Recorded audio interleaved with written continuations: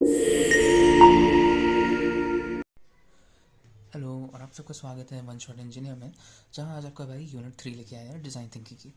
तो यार, ये अब तुम देख सकते हो कि ये वीडियो कितनी लंबी है, क्योंकि एक्चुअली ना ये जो यूनिट है इसमें बहुत सारी छोटी छोटी चीज़ें हैं जो आपको याद रखनी चाहिए और इन चीज़ों को पूछा जा सकता है। ठीक है, इस नोट्स में सारी चीज़ें मेंशन्ड है, लेकिन मैंने सबको ऐसे लिखा है कि आपको दिक्कत नहीं होगी उसको बढ़ा चढ़ा के लिखने में, क्योंकि यार डिज़ाइन थिंकिंग का सब्जेक्ट में समझाने से बेटर ये रहता है ना कि तुमको वहाँ पे लिखना आना चाहिए। अगर तुम वहाँ पे लिख ले जाओगे तो फिर तुम्हारे आराम से पेपर में हो जाएगा सारा सामान। तो डिज़ाइन थिंकिंग की यूनिट 3 हम लोग शुरू करते हैं प्रॉब्लम स्टेटमेंट से। प्रॉब्लम स्टेटमेंट एक कंसाइज डिस्क्रिप्शन होता है ऑफ एन इशू, कंडीशन और अ प्रॉब्लम। तो हमारे जो प्रॉब्लम अभी चल रही है और इसको सॉल्व करने के बीच में जितने सारे स्टेप्स आते हैं ना, उन सब में से एक होता है प्रॉब्लम स्टेटमेंट, और से सारे बाकी सारे स्टेप्स लीड होते हैं। ठीक है, प्रॉब्लम स्टेटमेंट जब हमारी बन जाएगी तो हम इससे पर्सोना बना सकते हैं, हम इससे ब्रेनस्टॉर्मिंग कर सकते हैं। प्रॉब्लम स्टेटमेंट ना हमको एक लीड दे देता है। इस लीड पे हमको काम करने से सॉल्यूशन को क्रिएट करने के स्टेप्स मिल जाते हैं। ठीक है, तो प्रॉब्लम स्टेटमेंट हमारी प्रॉब्लम को एक स्ट्रक्चर देता है। तो ये बस एक छोटी सी लाइन होती है, जिससे हमारी प्रॉब्लम हमें एक बार में समझ में आ जाए। इसे कहते हैं प्रॉब्लम स्टेटमेंट। तो हमको अंडरस्टैंड करने में हेल्प करता है प्रॉब्लम को, है ना। Clears out what needs to be done and can make appropriate project approving decisions। अब मानो कि कोई दिक्कत है, कोई सॉल्यूशन तुम्हें बना रहे हो, किसी पहले से बनी हुई चीज़ पे तुम सॉल्यूशन बना रहे हो किसी प्रॉब्लम पे, तो उस पर अगर तुम्हें कोई डिसीजन लेना होगा ना, तो तुम्हारे लिए दो चीज़ ज़रूरी रहेंगी कि वो तुम किस चीज़ पे डिसीजन ले रहे हो, और ये जो तुम्हारा डिसीजन होगा ये किस बंदे को अफेक्ट करेगा। तो यूजुअली ये हमेशा यूज़र होता है, तो हमारे डिसीजंस यूज़र को अफेक्ट करते हैं। यहीं पे ये बात आती है कि जो प्रॉब्लम स्टेटमेंट है ये हमें बताता है कि करना क्या है और हमको डिसीजंस कैसे लेने हैं। ठीक है, ये एक और इसका फीचर देख लो। A simple and well defined problem statement is used by project team to understand the problem. तो अंडरस्टैंड करने के लिए ना प्रोजेक्ट टीम एक वेल डिफाइंड और सिंपल प्रॉब्लम स्टेटमेंट को चूज़ करती है, क्योंकि उनको इसी प्रॉब्लम स्टेटमेंट पे सारी थिंकिंग करनी होती है। तो अगर ये बहुत ज़्यादा इसमें फिलर वर्ड्स रहेंगे, जो कहते हैं ना फालतू वर्ड्स रहेंगे, तो ये बस हमारी स्टेटमेंट लंबी होती चली जाएगी और उनके लिए इसको डिसाइफर यानी कि इसको समझना मुश्किल हो जाएगा। जैसे कि कुछ एग्जाम्पल्स से समझ लो, एग्जाम्पल से बेस्ट और कुछ नहीं होता ना। तो हाँ, what's the problem that needs solution. तो प्रॉब्लम को यहाँ पे एक्सप्लेन करते हैं कि प्रॉब्लम कौन सी है जिसका हमको सोल्यूशन की ज़रूरत पड़ रही है। फिर हम लोग पूछते हैं कि ये प्रॉब्लम है तो सही, लेकिन ये प्रॉब्लम क्यों है, इसकी ये प्रॉब्लम कहाँ दिक्कत कर रही है। फिर हम लोग ये पूछते हैं कि अच्छा तुमने देखी है ना ये प्रॉब्लम। तो फिर पूछेंगे कि फर्स्ट टाइम कब देखी थी तुमने ये प्रॉब्लम। फिर जब फर्स्ट टाइम में देखी होगी तो फिर तुम बता पाओगे ना कि वो कितनी चीज़ों को इम्पैक्ट कर रही थी। अगर प्रॉब्लम एक चीज़ में है तो वो ऐसी कितनी चीज़ों को, अलग अलग चीज़ों को इम्पैक्ट कर रही थी। तो इससे हमको काफ़ी सारी चीज़ें पता चल रही है ना। अगर आप ध्यान दो तो हमको सबसे पहले पता चल गया कि इस क्वेश्चन से कि प्रॉब्लम थी क्या। उसके बाद हमें रीज़न पता चल गया कि ये प्रॉब्लम क्यों कहला रही है। ये कहाँ पे दिक्कत कर रही है जो हमारा ऑपरेशन को रोक रहा है, यानी जो हमारा स्टेट को फेल कर रहा है, वो एक्चुअली ये दिक्कत कितनी कर रही है। उसके बाद हमें पता चलता है कि इसकी लोकेशन क्या है ना। लोकेशन भी तो ट्रैक करनी है ना प्रॉब्लम की। लोकेशन ट्रैक हो गई, उसके बाद देखा है कि हमने ये कब से अराइज होनी शुरू हो गई है। कब से अराइज होने का मतलब ये जिस समय पे अराइज हुई होगी ना, उस समय पे हम अपने प्रोजेक्ट का स्टेट देख पाएंगे, यानी कि वर्जन देख पाएंगे हम अपने प्रोग्राम का। तो हमको उस समय से पता चलेगा कि इम्पैक्ट कहाँ से हुआ था। तो अब यहाँ पर आते हैं एग्जाम्पल से समझने से ये सारी चीज़ें आपको क्लियर हो जाएंगी। तो एग्जाम्पल में होता है ना कि लॉस्ट कैप, मानो ऐसी कोई एग्जाम्पल हम लिख दें जिसमें मैं कह दूँ कि यार कैप खो गई। तो सबसे पहले तो मैं सुनूंगा यार कि प्रॉब्लम को सॉल्यूशन चाहिए ना, यानी कि तुम्हारी कैप खो गई है। उसके बाद पूछेंगे कि प्रॉब्लम की ज़रूरत है, ये प्रॉब्लम क्यों है। ये प्रॉब्लम क्यों है का मतलब यहाँ पे ये आ जाता है ना कि अगर ये खो गई है तो भी तुम्हें इसका इतना ज़्यादा यूज़ पड़ रहा है।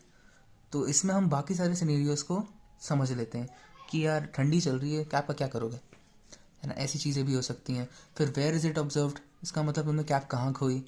और ये जब तुमने ये देखी कि जब तुम्हें पता चला कि तुम्हारे पास कैप नहीं थी, तो वो कौन सी जगह थी। तो ये सारे क्वेश्चंस हम निकालते हैं जिससे हमको एक ढंग का प्रॉब्लम स्टेटमेंट पता चल जाता है। अब हमारे पास फाइनली एक ऐसा प्रॉब्लम स्टेटमेंट ऐसा कुछ आ जाएगा कि यहाँ पे कोई नेम आ जाएगा कि ही लॉस्ट हिज कैप। हो सकता है ना कि किसी और की कैप भी हो, तो his cap in this place at this time. तो ये हमारे पास अच्छा खासा एक प्रॉब्लम स्टेटमेंट आके तैयार हो गया। तो Rahul lost his cap in the railway station. तो ये आपके पास अच्छा खासा प्रॉब्लम स्टेटमेंट हो गया। अब इस पर आप क्या क्या कर सकते हो, आप इस पर रेलवे स्टेशन जाके ढूंढ सकते हो, आप इस पर बहुत सारे अलग अलग टाइप के सोल्यूशंस निकाल सकते हो। तो अगर इससे समझ में ना आया ना, तो फिर एक स्टेप्स देख लेते हैं हम लोग कि प्रॉब्लम स्टेटमेंट को लिखते कैसे हैं। तो how to write a problem statement. तो हम लोग, इसका मतलब ये आता है कि हम लोग प्रॉब्लम स्टेटमेंट यहाँ पे लिखेंगे कैसे। इसके काफ़ी स्टेप्स होते हैं। तो पहला तो रहता है कि हमको अपनी प्रॉब्लम को सबसे पहले रखना है ना। प्रॉब्लम को सबसे पहले का रखने का मतलब हमको सिचुएशंस बाद में असेस करनी है, हमें पहले प्रॉब्लम को दिमाग में रख के चलना है। इसके बाद हमको उससे ये डिराइव करना है कि ये प्रॉब्लम एक्चुअली में एक प्रॉब्लम क्यों है। प्रॉब्लम क्यों है का मतलब यहाँ पे ये हो जाता है ना कि इसका रेलेवेंस क्या है। अब रेलेवेंस तुम्हें पता चलेगा तो तुम तो ये अपने आप ही निकाल पाओगे कि यह कोई ना कोई तो क्लेम हो रहे होंगे, कोई प्रूफ हो रहा होगा, क्योंकि कोई प्रूफ जब होगा तभी तो ये तुम्हारी प्रॉब्लम रेलेवेंट कहलाएगी, है ना। तो backup your claims with proof. अब जब तुम बैकअप करोगे ना अपने क्लेम्स को कि यार मेरे पास कैप नहीं है, इसका मतलब मेरी कैप नहीं खो गई है, तो ये तुम्हारे पास प्रूफ आ गया। प्रपोज अ सोल्यूशन, चलो चल के ढूंढते हैं तुम्हारी कैप। और explain the benefits of your solution, हमको कहीं शाम को जाना था, हम वहाँ पे भी हो जाएंगे और तुम्हें तुम्हारी कैप भी मिल जाएगी। ये एक प्रॉब्लम स्टेटमेंट हो गई जो आप निकाल सकते हो अपनी तरफ से। इसको मैंने थोड़ा मैप करने की कोशिश करी है इस एग्जाम्पल से। आप अपनी तरफ से जितने चाहें उतने एग्जाम्पल यहाँ पे अलग अलग एक्सप्लोर कर सकते हो, ठीक है। तो ये सिर्फ प्रॉब्लम स्टेटमेंट की बात थी। अब हम आते हैं पर्सोना पे। अब देखो यार, मैंने यहाँ पे इतनी सारी चीज़ें लिख रखी हैं कि आपको कहीं भी कन्फ्यूजन ना हो कि ये एक्चुअली में क्या है, ठीक है। पर्सोना को हम लोग इंग्लिश में इमेज या कैरेक्टर कहते हैं, कुछ लोग इसको व्यक्तित्व कहते हैं, छवि कहते हैं, या फिर प्रतिबिंब कह सकते हैं। तो पर्सोना जो होता है ये एक तरीके के इमेजिनेटिव कैरेक्टर होते हैं जो हम लोग क्रिएट करते हैं हमारी नॉलेज किसी इंसान के ऊपर से। इसका मतलब मानो कि तुम अपने दोस्त के लिए कपड़े खरीदने जा रहे हो, तो तुम उसको जानते हो कि वो कैसा है, वो कहाँ घूमता है, वो यूजुअली क्या पहनता है। फिर तुम तो उससे तुमको पता चल जाएगा ना कि अच्छा ठीक है, इसको कलर्ड शर्ट ज़्यादा पसंद आती है, तो फिर मैं यहाँ पे कोई कलर्ड शर्ट ढूंढूंगा इसके लिए। तो आपने ये सोचा ना कि आपने दिमाग में एक उसी बंदे को इमेजिन कर लिया, उसके कैरेक्टर को आपने इमेजिन कर लिया। और आपने उसको कैरेक्टर को इमेजिन कैसे किया, क्योंकि आपको नॉलेज है उसकी, और वो कैरेक्टर आपके यूज़र टाइप्स को, यहाँ पे हम लोग बात कर रहे हैं user types using a product, लेकिन अगर आप इसको कहीं और भी अप्लाई करना चाहो तो उसी बंदे की जो डिसीजन जो वो करता होगा, आप उन डिसीजंस को अपने हिसाब से इमेजिन कर सकते हो। पर्सोना का मतलब ये होता है, ठीक है। तो आप उसकी छवि बना सकते हो अपने मन में कि हाँ यार मेरा दोस्त राहुल है, उसको कलर्ड शर्ट्स पसंद आती है। फिर आप 15 शर्ट सामने लगी हैं, उनमें से आप एक छांट लोगे उसी के हिसाब से कि अगर वो यहाँ होता तो फिर वो इस वाली को चूज़ करता। इसे कहते हैं पर्सोना बनाना, ठीक है, यानी कि कैरेक्टर बनाना उस बंदे का। तो characters are created during the define phase. अब यहाँ आते हैं हम लोग डिज़ाइन थिंकिंग पे, वापस टॉपिक पे आ जाते हैं ना। तो डिज़ाइन थिंकिंग के जो डिफाइन वाला फेज होता है ना, डिफाइनिंग वाला, इस फेज में हम लोग पर्सोनिफिकेशन करते हैं। पर्सोनिफिकेशन यहीं पे किया जाता है और ये एक फिक्शनल कैरेक्टर होता है, ये मैं आपको बता चुका हूँ। हमको अपनी इमेजिनेशन यूज़ करनी है, क्योंकि रियल कस्टमर हमारे पास हर समय अवेलेबल नहीं रहेगा। जब हम किसी के लिए भी कोई सोल्यूशन बना रहे हो, तो वो तो अपने आराम से घर में बैठा होगा ना, हम उसको बार बार डिस्टर्ब थोड़ी करेंगे कि यार एक दिक्कत आई है, एक बार आके बताओ कि तुम यहाँ पे होते तो तुम क्या करते। तो इसी वजह से हम लोग डिज़ाइन थिंकिंग में फर्स्ट जो हमारा फेज होता था ना एम्पथाइजेशन का, एम्पथाइजेशन में हम लोग जितना उसको जान सकते हैं ना बंदे को, हम उतना जानते हैं। तो हम लोग यूज़र को अच्छे से जब हमने जान लिया, तो जब हम डिफाइन फेज में आते हैं तो हम उसके यहाँ पे चॉइसेस खुद से करने लगते हैं कि ये हमारा यूज़र एक फुल टाइम डॉक्टर है, वो ये करता, या फिर वो अपने हिसाब से कुछ और चूज़ करता। तो this way we better understand our customer needs, goals and wants. हमारे यूज़र को क्या चाहिए, हमारे यूज़र का मेन गोल क्या है जिसके लिए हम अपना प्रोडक्ट डिज़ाइन कर रहे हैं, और हमारे यूज़र की नीड क्या है, ये हमें उसका पर्सोना बनाने से मिल जाता है, ठीक है। तो ये आपका पर्सोना है। और ये चीज़ कुछ इसकी इंपॉर्टेंस देख लो, ठीक है।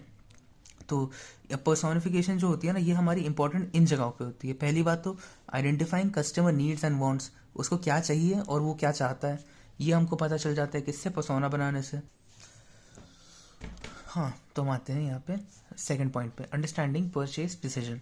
तो यहाँ पे आप मानो ना कि आपको यहाँ पे ये पता चलता है कि हमारा जो यूज़र है वो अपनी चीज़ों की वैल्यू कितनी करता है। तो वो अगर परचेज करने जाएगा तो उसको हमारे प्रोडक्ट में कितनी वैल्यू दिखेगी, उस हिसाब से आप अपने प्रोडक्ट की वैल्यू उसको समझा सकते हो, ठीक है।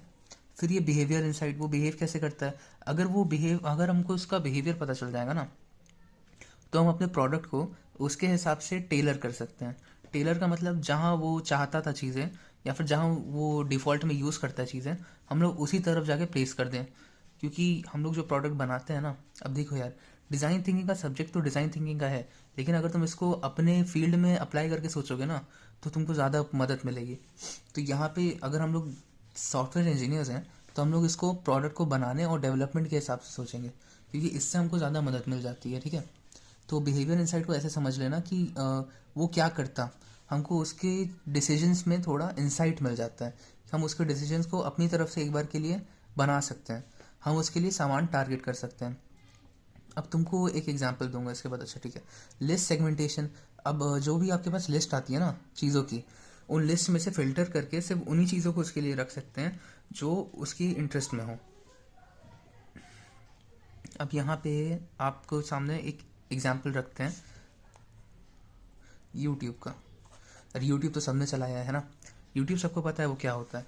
तो जब आप यूट्यूब की होम वाली फीड पे होते हो ना, तो आपने काफ़ी समय से यूट्यूब चलाया हुआ होता है तो यूट्यूब क्या करता है, वो आपके बिहेवियर्स को मैप कर लेता है, इनसाइट को मैप कर लेता है, और फिर टारगेटेड कंटेंट, अगर आपको स्टंट की वीडियो ज़्यादा पसंद है तो वो आपको जितने स्टंट्समैन हैं उन्हीं की वीडियो ज़्यादा दिखाएगा।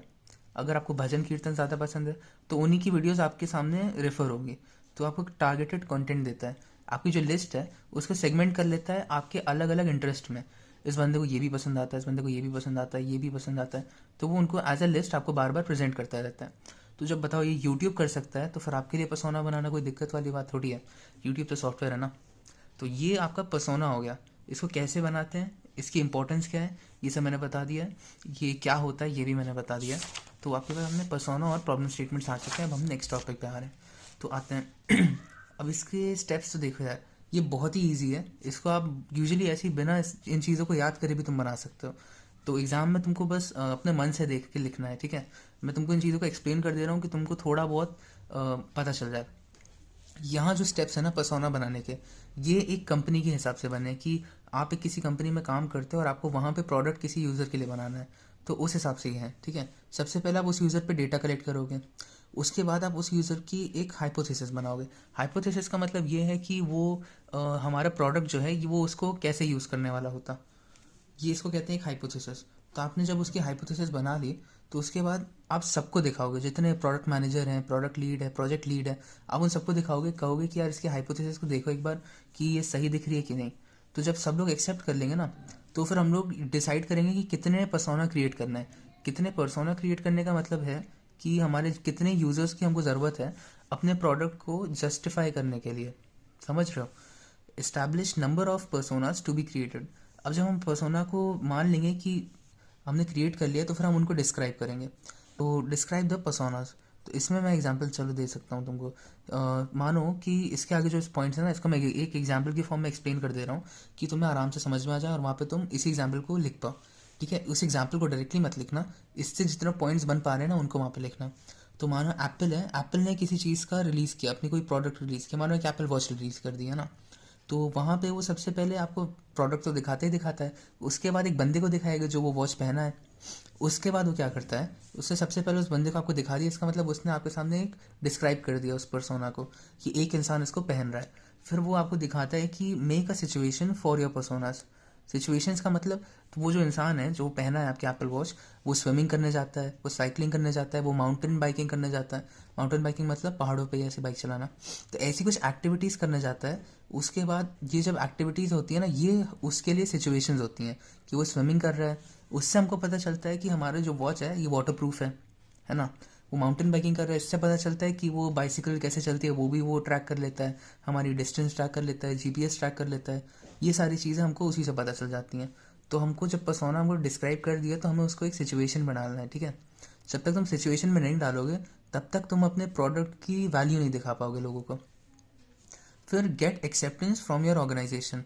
अब ये जब ऐड बना था तो जो ऐड बनाने वाला था उसने पूरी ऑर्गेनाइजेशन पे इसको दिखाया, और जब पूरे ऑर्गेनाइजेशनल लेवल पे लोग इसको एक्सेप्ट करने लगे तब हम आते हैं बाकी सबको बताना। मतलब जो नए भी, जितने न्यूबीज़ का मतलब जो नए एम्प्लॉयज़ हैं ना, जो इंटर्न्स हैं, नए एम्प्लॉयज़ हैं, इन सब के लिए हमको ये एक डॉक्यूमेंटेशन बनानी होती है कि हम लोग डॉक्यूमेंटेशन बनाएंगे कि ऐसे करना है तुमको। तुमको पहले प्रोडक्ट बनाना है, प्रोडक्ट को दिखाना है, उसके बाद कोई उसको यूज़ कर रहा है वो दिखाना है, उसके बाद उसको किसी सिचुएशन में डाला जा रहा है वो दिखाना है। तो इस नॉलेज को हम लोग किसी डॉक्यूमेंट या फिर किसी भी फॉर्म में रख देते हैं कि बाकी जो नए जो फ्यूचर में आए लोग वो सब देख पाएँ। ठीक है, फिर सब लोग सिनेरियोज प्रिपेयर करते हैं, और जो जब चल रहा हो प्रोडक्शन, अगर कोई एडजस्टमेंट की ज़रूरत हुई तो वो आखिर में कर दिया जाता है। तो ऐसे बनता है आपका पर्सोना। ये पूरा पर्सोना बनाने के 10 स्टेप्स से मैंने इन सबको एक्सप्लेन किया है और ये सब लिखा है। तो यार बहुत सिंपल है, डेटा कलेक्ट करना है, एक हाइपोथेसिस बनानी है, फिर सबसे वो हाइपोथेसिस को एक्सेप्ट करा देना है। जब लोगों ने एक्सेप्ट कर लिया तो फिर बस नंबर ऑफ पर्सोना जो तुमको उसको एक्सप्लेन करने के लिए चाहिए अपनी हाइपोथेसिस को, वो तुमको डिसाइड करना है। जब नंबर ऑफ पर्सोनाज आ गए तो फिर उनको डिस्क्राइब कर देना सीधा। डिस्क्राइब करने का मतलब जैसे एप्पल के एड्स में होता है, वैसे ही दिखा देना कि एक बंदा है, वो किसी सिचुएशन में है और सिचुएशन से एक ऐड बन गया, उस ऐड को अपने ऑर्गेनाइजेशन को एक्सेप्टेंस फॉर्म में डाल के एक्सेप्ट करा देना। फिर उन जो नए लोग आएंगे जो बाद में ज्वाइन करेंगे 5 से 6 साल बाद, उनको कैसे ये चीज़ समझानी है, उसके लिए कोई डॉक्यूमेंटेशन रहेगा, कोई स्टेप्स रहेंगे, कोई मेथड रहेगा, उस हिसाब से अपनी नॉलेज को डिसेमिनेट कर देना। और बाकी सब लोग फिर सिनेरियोस प्रिपेयर करने लग जाओ, और प्रोडक्शन मोड में अगर कहीं कोई ऑनगोइंग एडजस्टमेंट्स हैं तो फिर वो कर लेना, ठीक है। हम आते हैं पॉइंट ऑफ व्यू पे। अब देखो यार, ये पर्सोनास हम देख चुके हैं और ये पॉइंट ऑफ व्यू देखते हैं, इन दोनों में ज़्यादा कोई डिफरेंस नहीं है, ठीक है। तो पॉइंट ऑफ व्यू क्या होता है? पॉइंट ऑफ व्यू एक स्पेसिफिक एटीट्यूड होता है या फिर एक स्पेसिफिक मैनर होता है in which you think about something. अगर मैं किसी चीज़ के बारे में सोच रहा हूँ तो एक स्पेसिफिक एटीट्यूड के हिसाब से सोचूंगा ना, तो फिर मेरा थॉट उस प्रोसेस में जाएगा, और अगर मैं अपना एटीट्यूड चेंज कर दूँ तो मेरा पूरा थॉट ही चेंज हो जाएगा, ठीक है। तो एटीट्यूड ना किसी पर्सन के ऊपर डिपेंड करता है। अब वो पर्सन कोई भी हो सकता है, कोई भी यूज़र हो सकता है, उसी कोई भी नीड हो सकती है। तो उस पॉइंट ऑफ व्यू के हिसाब से सोचो तो हमारे पूरे थिंकिंग का प्रोसेस वो डिफरेंट हो जाता है। तो a point of view statement is a meaningful actionable point statement which purposeful statement which gives a goal to ideation. अब आपने डिज़ाइन थिंकिंग के सारे स्टेप्स पढ़े हैं, आपको पता है एम्पथाइजेशन होता है, डिफाइनिंग होती है, आइडिएशन होता है। तो हम लोग आइडिएशन फेज में हम लोग पॉइंट ऑफ व्यू स्टेटमेंट्स का यूज़ करते हैं, क्योंकि वो ना हमको एक मीनिंगफुल, एक एक्शनेबल और एक प्रॉब्लम स्टेटमेंट देते हैं। एक्शनेबल प्रॉब्लम स्टेटमेंट का मतलब ये होता है ना कि तुम्हारे पास कोई प्रॉब्लम स्टेटमेंट अच्छी खासी बन के आ गई हो, अब उसमें तुम कुछ सोच रहे हो, उसके ऊपर तुम सॉल्यूशन बनाना शुरू कर सकते हो, तो उसको कहते हैं एक्शनेबल प्रॉब्लम स्टेटमेंट, जिस पे तुम सॉल्यूशन बना सकते हो, which gives a goal to ideation. तो हमारे आइडिएशन फेज में हमें कोई गोल मिल जाता है कि हमको इस प्रॉब्लम स्टेटमेंट को, इस पे एक्शन लेना है, इसकी मीनिंग समझनी है, इसको सॉल्व करना है। तो ऐसा होता है पीओवी स्टेटमेंट। तो हम लोग क्या करते हैं ना, डिज़ाइन चैलेंज जो हमको मिला होता है, डिज़ाइन चैलेंज कुछ भी हो सकता है, तो उस डिज़ाइन चैलेंज को हम लोग लेते हैं और हम लोग अपने हिसाब से रीफ्रेम कर लेते हैं। रीफ्रेम का मतलब उसको अपने टर्म्स पे समझने की कोशिश करते हैं। जब हमने अपने टर्म्स पे समझ लिया तो वो हमारे लिए एक फेमिलियर प्रॉब्लम स्टेटमेंट बन जाती है। फेमिलियर मतलब हम लोग उससे अच्छा खासा जान जाते हैं, और जब हम किसी चीज़ को जान जाएंगे तो हम उसको आराम से सॉल्व कर सकते हैं। तो एक्शनेबल हमारे पास अपने आप ही बन के आ जाएगी क्योंकि हम फेमिलियर हो गए। और रीफ्रेमिंग का मतलब मैंने आपको अभी बता दिया डिज़ाइन चैलेंज को।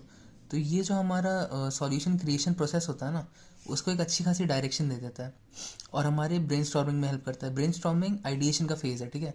आइडिएशन का एक मेथड है ब्रेनस्टॉर्मिंग। तो हमको अपने सॉल्यूशन को क्रिएट करने का डायरेक्शन मिलती है और ब्रेनस्टॉर्मिंग वाले फेज में हेल्प मिलती है। पीओवी को ऐसे समझो ना, point of view is like a road map to design thinking. हम एक रोड मैप की तरह यूज़ कर सकते हैं कि हमको एग्जैक्टली कौन कौन से स्टेप्स उठाने हैं, है ना, कैसे कैसे उठाना है, वो सारी चीज़ें हम विजुअली देख सकते हैं। तो इसके लिए अगर आपने पिछले सेमेस्टर में अपने सॉफ्टवेयर इंजीनियरिंग पढ़ी होगी तो आपको इसमें पता होगा कि कौन से डायग्राम होते थे वो।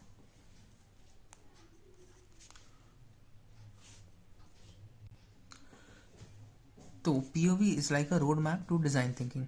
अब डिज़ाइन थिंकिंग का रोड मैप को ये अच्छे से डिनोट कर पाता है। फिर हम आते हैं क्रिएटिंग पीओवी स्टेटमेंट्स। अब यार देखो, ये पीओवी तुमको समझने में अगर कहीं भी दिक्कत आई हो ना, तो फिर इसको कैसे क्रिएट करते हैं जब आप वो समझ जाओगे तो फिर क्या होता है ये अपने आप ही पता चल जाएगा। तो हम लोग नेक्स्ट टॉपिक पे आते हैं क्रिएटिंग पीओवी स्टेटमेंट्स। अब यार तुम लोगों ने देखा है कि पॉइंट ऑफ व्यू होता क्या है। अगर किसी को यहाँ पे अभी भी दिक्कत आ रही है ना कि पॉइंट ऑफ व्यू समझ में नहीं आ पा रहा है, तो उसको हम लोग यहाँ पे समझा पाएंगे अच्छे से, क्योंकि यहाँ पे हम लोग सीख रहे हैं ना कि क्रिएट कैसे करते हैं पीओवी स्टेटमेंट को। तो स्टेप 1 हमारा है आइडेंटिफाई। सबसे पहले आइडेंटिफाई करेंगे हम यूज़र को, उसकी नीड्स और उसके गोल्स को, और फिर एक सरप्राइजिंग इंसाइट। सरप्राइजिंग इंसाइट क्या होती है? जब हम यूज़र को स्टडी कर लें और हम उसके नीड्स और गोल्स को स्टडी कर लें तो उन पूरी चीज़ को एक सिंगल लाइन में रखने के प्रोसेस को सरप्राइजिंग इंसाइट कहते हैं, ठीक है। जो दूसरा स्टेप है, यहाँ पे हम लोग अपनी एक चार्ट बनाते हैं। चार्ट का मतलब हम लोग जो एक सिनेरियो हम लोग फ्रेम करते हैं, और उस सिनेरियो को एक ऐसी सिचुएशन में रखते हैं जिसका सॉल्यूशन हमें चाहिए। Place the scenario into a situation we want the solution of. ठीक है, तो मानो कि एक एग्जांपल के नाम पे राहुल को गर्मी लग रही है और वो स्कूल से आ रहा है, तो हमारे यहाँ पे जो सॉल्यूशन है उसकी एक आइसक्रीम खा लेनी चाहिए, उसको आइसक्रीम लेते हुए जाना चाहिए। तो हमारा जो सॉल्यूशन होगा ना इस प्रॉब्लम का वो एक आइसक्रीम होगी। अब अगर हम राहुल के पॉइंट ऑफ व्यू से सोचें तो ये सही सॉल्यूशन है और यही हमको चाहिए। तो जो थर्ड हमारा रहेगा ना, form your POV statement. Third step हमारा रहेगा कि हमको अपना पीओवी स्टेटमेंट फॉर्म कर लेना है। फाइनली कंबाइन ऑल थ्री, यानी कि हमारा user need surprising insight to create a statement. If needed form a story like statement.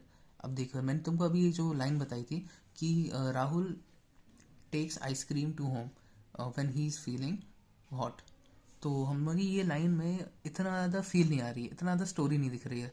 अगर हम चाहें तो हम लोग, हमारे ये पीओवी स्टेटमेंट तो तैयार है, ठीक है, हमारे ये पीओवी स्टेटमेंट तैयार है, लेकिन अगर हम चाहें तो हम इसको एक स्टोरी लाइक स्टेटमेंट बना सकते हैं। ठीक है, हम लोग ये कह सकते हैं ना कि हम लोग इसको स्टोरी लाइक स्टेटमेंट में कन्वर्ट कर सकते हैं।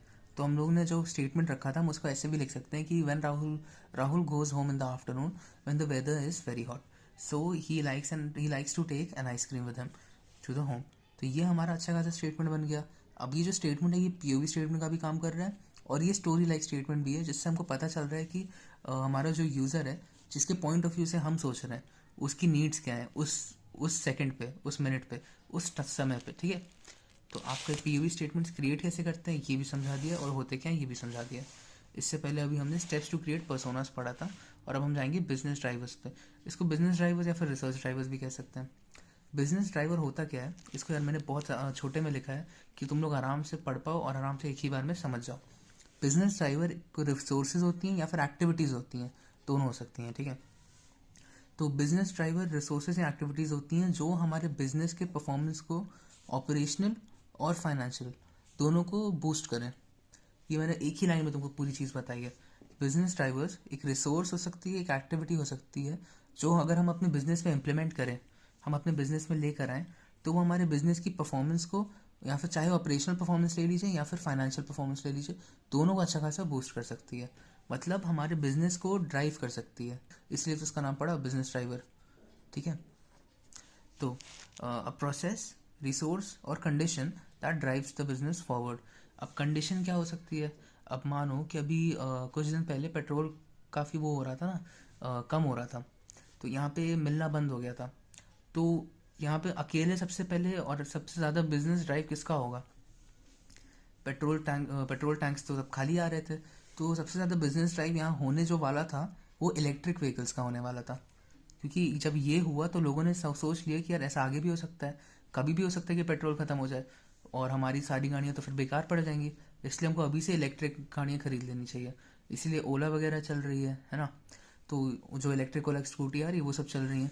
तो ये उसके लिए बिजनेस ड्राइवर बन गया, ये कंडीशन। अगर पेट्रोल ख़त्म हो जाए तो वो कंडीशन सारे इलेक्ट्रिक व्हीकल कंपनीज़ के लिए एक बिजनेस ड्राइवर बन जाएगा। अब आपको शायद समझ में आ गया होगा।